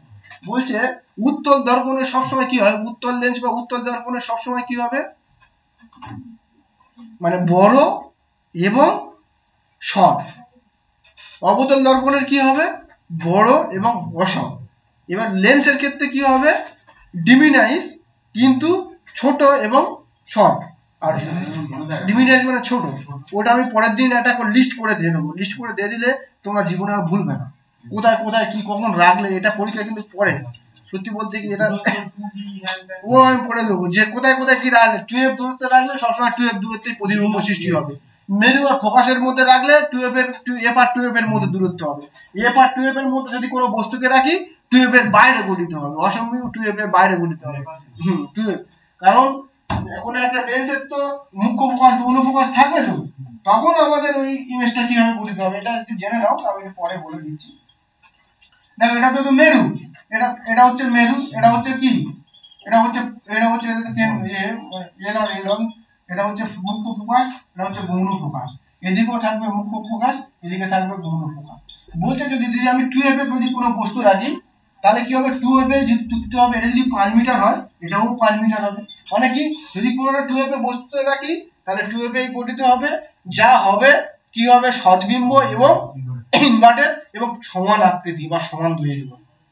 এবার দেখো 2 নম্বর কেস, এটা হয়ে গেল 2 নম্বর কেস। কি হবে যদি আমি f আর 2f এর মধ্যে বস্তুকে রাখি, ঠিক আছে, এটা যদি আমি 5 মিটার রাখি তাহলে কি 2f এর বাইরে বস্তুর প্রতিবিম্ব গঠন হবে। তার মানে এটা যদি 5 মিটার হয় এটা 20 মিটার হতে পারে বা এর থেকে বেশি হতে পারে। এটা হচ্ছে ইনভার্টেড হবে এবং রিয়েল হবে। রিয়েল ইমেজ সবসময় কি হবে, উল্টো হয়, মানে রিয়েল ইমেজ, ঠিক আছে, সবসময় উল্টো হয় এবং সদ্বিম্ব সবসময় এটাকে পর্দায় চলে যায়। এবার কি হবে, ও আর এফ এর মধ্যে যদি কোনো বস্তুকে রাখি তাহলে কি হবে, সবসময় কি হবে, এফ আর 2f এর মধ্যে বস্তু উত্তর হবে এবং সেটা হচ্ছে ইনভার্টেড এবং এই এটা হচ্ছে তোমার হচ্ছে হ্যাঁ এটা হচ্ছে সমান, মানে কি হবে, এটা কি ভার্চুয়াল এবং মানে অ্যাকচুয়ালি এটা হচ্ছে তোমার অসৎ বিম্ব এবং মানে প্রকৃতি সমান সমশীর্ষ প্রকৃতি। এগুলো বলে দেবো পরের দিন, কারণ লাইভ এখান থেকে এটাই কঠিন জিনিস, আর কিছু কঠিন জিনিস হয়। এই যে ও আর এফ এর মধ্যে মেরু আর ফোকাসের মধ্যে বস্তুকে রাখলে কোথায় গঠিত হয় প্রতিবিম্ব, এটাকে কাজে লাগিয়ে আমাদের আদর্শ কাজ তৈরি করা হয়। সিনেমায় কোথায় তৈরি করা হয়, 2f এ এখানে বস্তুকে রাখবো, 2f দূরত্বে গঠিত হবে, এটাকে সিনেমা ব্যবহার করা হয়। কোথায় কোথায় ব্যবহার করা হয় সব বলে দেবো, ঠিক আছে। যদি বলো তো দেখে আমাদের হচ্ছে পেরিস্কোপ টেলিস্কোপ, জানো তো টেলিস্কোপে দুটো তো ইমেজ থাকে, দুটো তো আমার থাকে, আয়না থাকে। আয়নাগুলো কত ডিগ্রি অ্যাঙ্গেলে থাকে, না 45 ডিগ্রি অ্যাঙ্গেলে থাকে, ঠিক আছে। ঠিক আছে, চলো অনেক দেরি হয়ে গেছে, তো তোমরা পড়ে আসবে পরের দিন। কি পড়ে আসবে, আমি পরের দিন কিন্তু এই কার কি সমস্যা এবার বলো দেখি, যারা তোমার তো একটুখানি জিআই সমস্যা আছে, আজকে তো জিআই করালাম না, জিআই এ কি সমস্যা আছে, জিআই রিজনিং কি সমস্যা, ক্যালেন্ডার ম্যালেন্ডার সব ম্যাট্রিক তো আগের দিন করে দিলাম তো, ম্যাট্রিক ঢোকে না, তুমি তো বললে তো বুঝতে পারবে। ক্যালেন্ডার আগের দিনে ক্লাসে বলে দিলাম, আজকে সোমবার হলে কি বার এরকম, ওই যে জিনিসটা আমিও বলে, মানে পরশু দিনের আগের দিন কি বার হবে, তো ওগুলো কি ভুলিয়ে দেওয়ার কিছু নেই। আর কি বাকি, কোডিং ডিকোডিং করতে পারবে তো, সব করতে পারবে। বলো তো দেখি, রেলে কিন্তু স্টেটমেন্ট কনক্লুশন পড়ে, পারবে তো, স্টেটমেন্ট কনক্লুশন পারবে, ভেন ডায়াগ্রাম পারবে, স্টেটমেন্ট অ্যাজাম্পশন পারবে,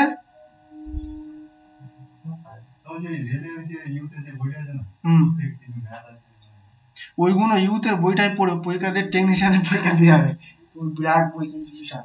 যাই হোক, সে তোমার এসএসসি বড় রেল বড় সমস্ত কিছু পড়তে হবে। আর ফিজিক্সে কি বাকি আছে,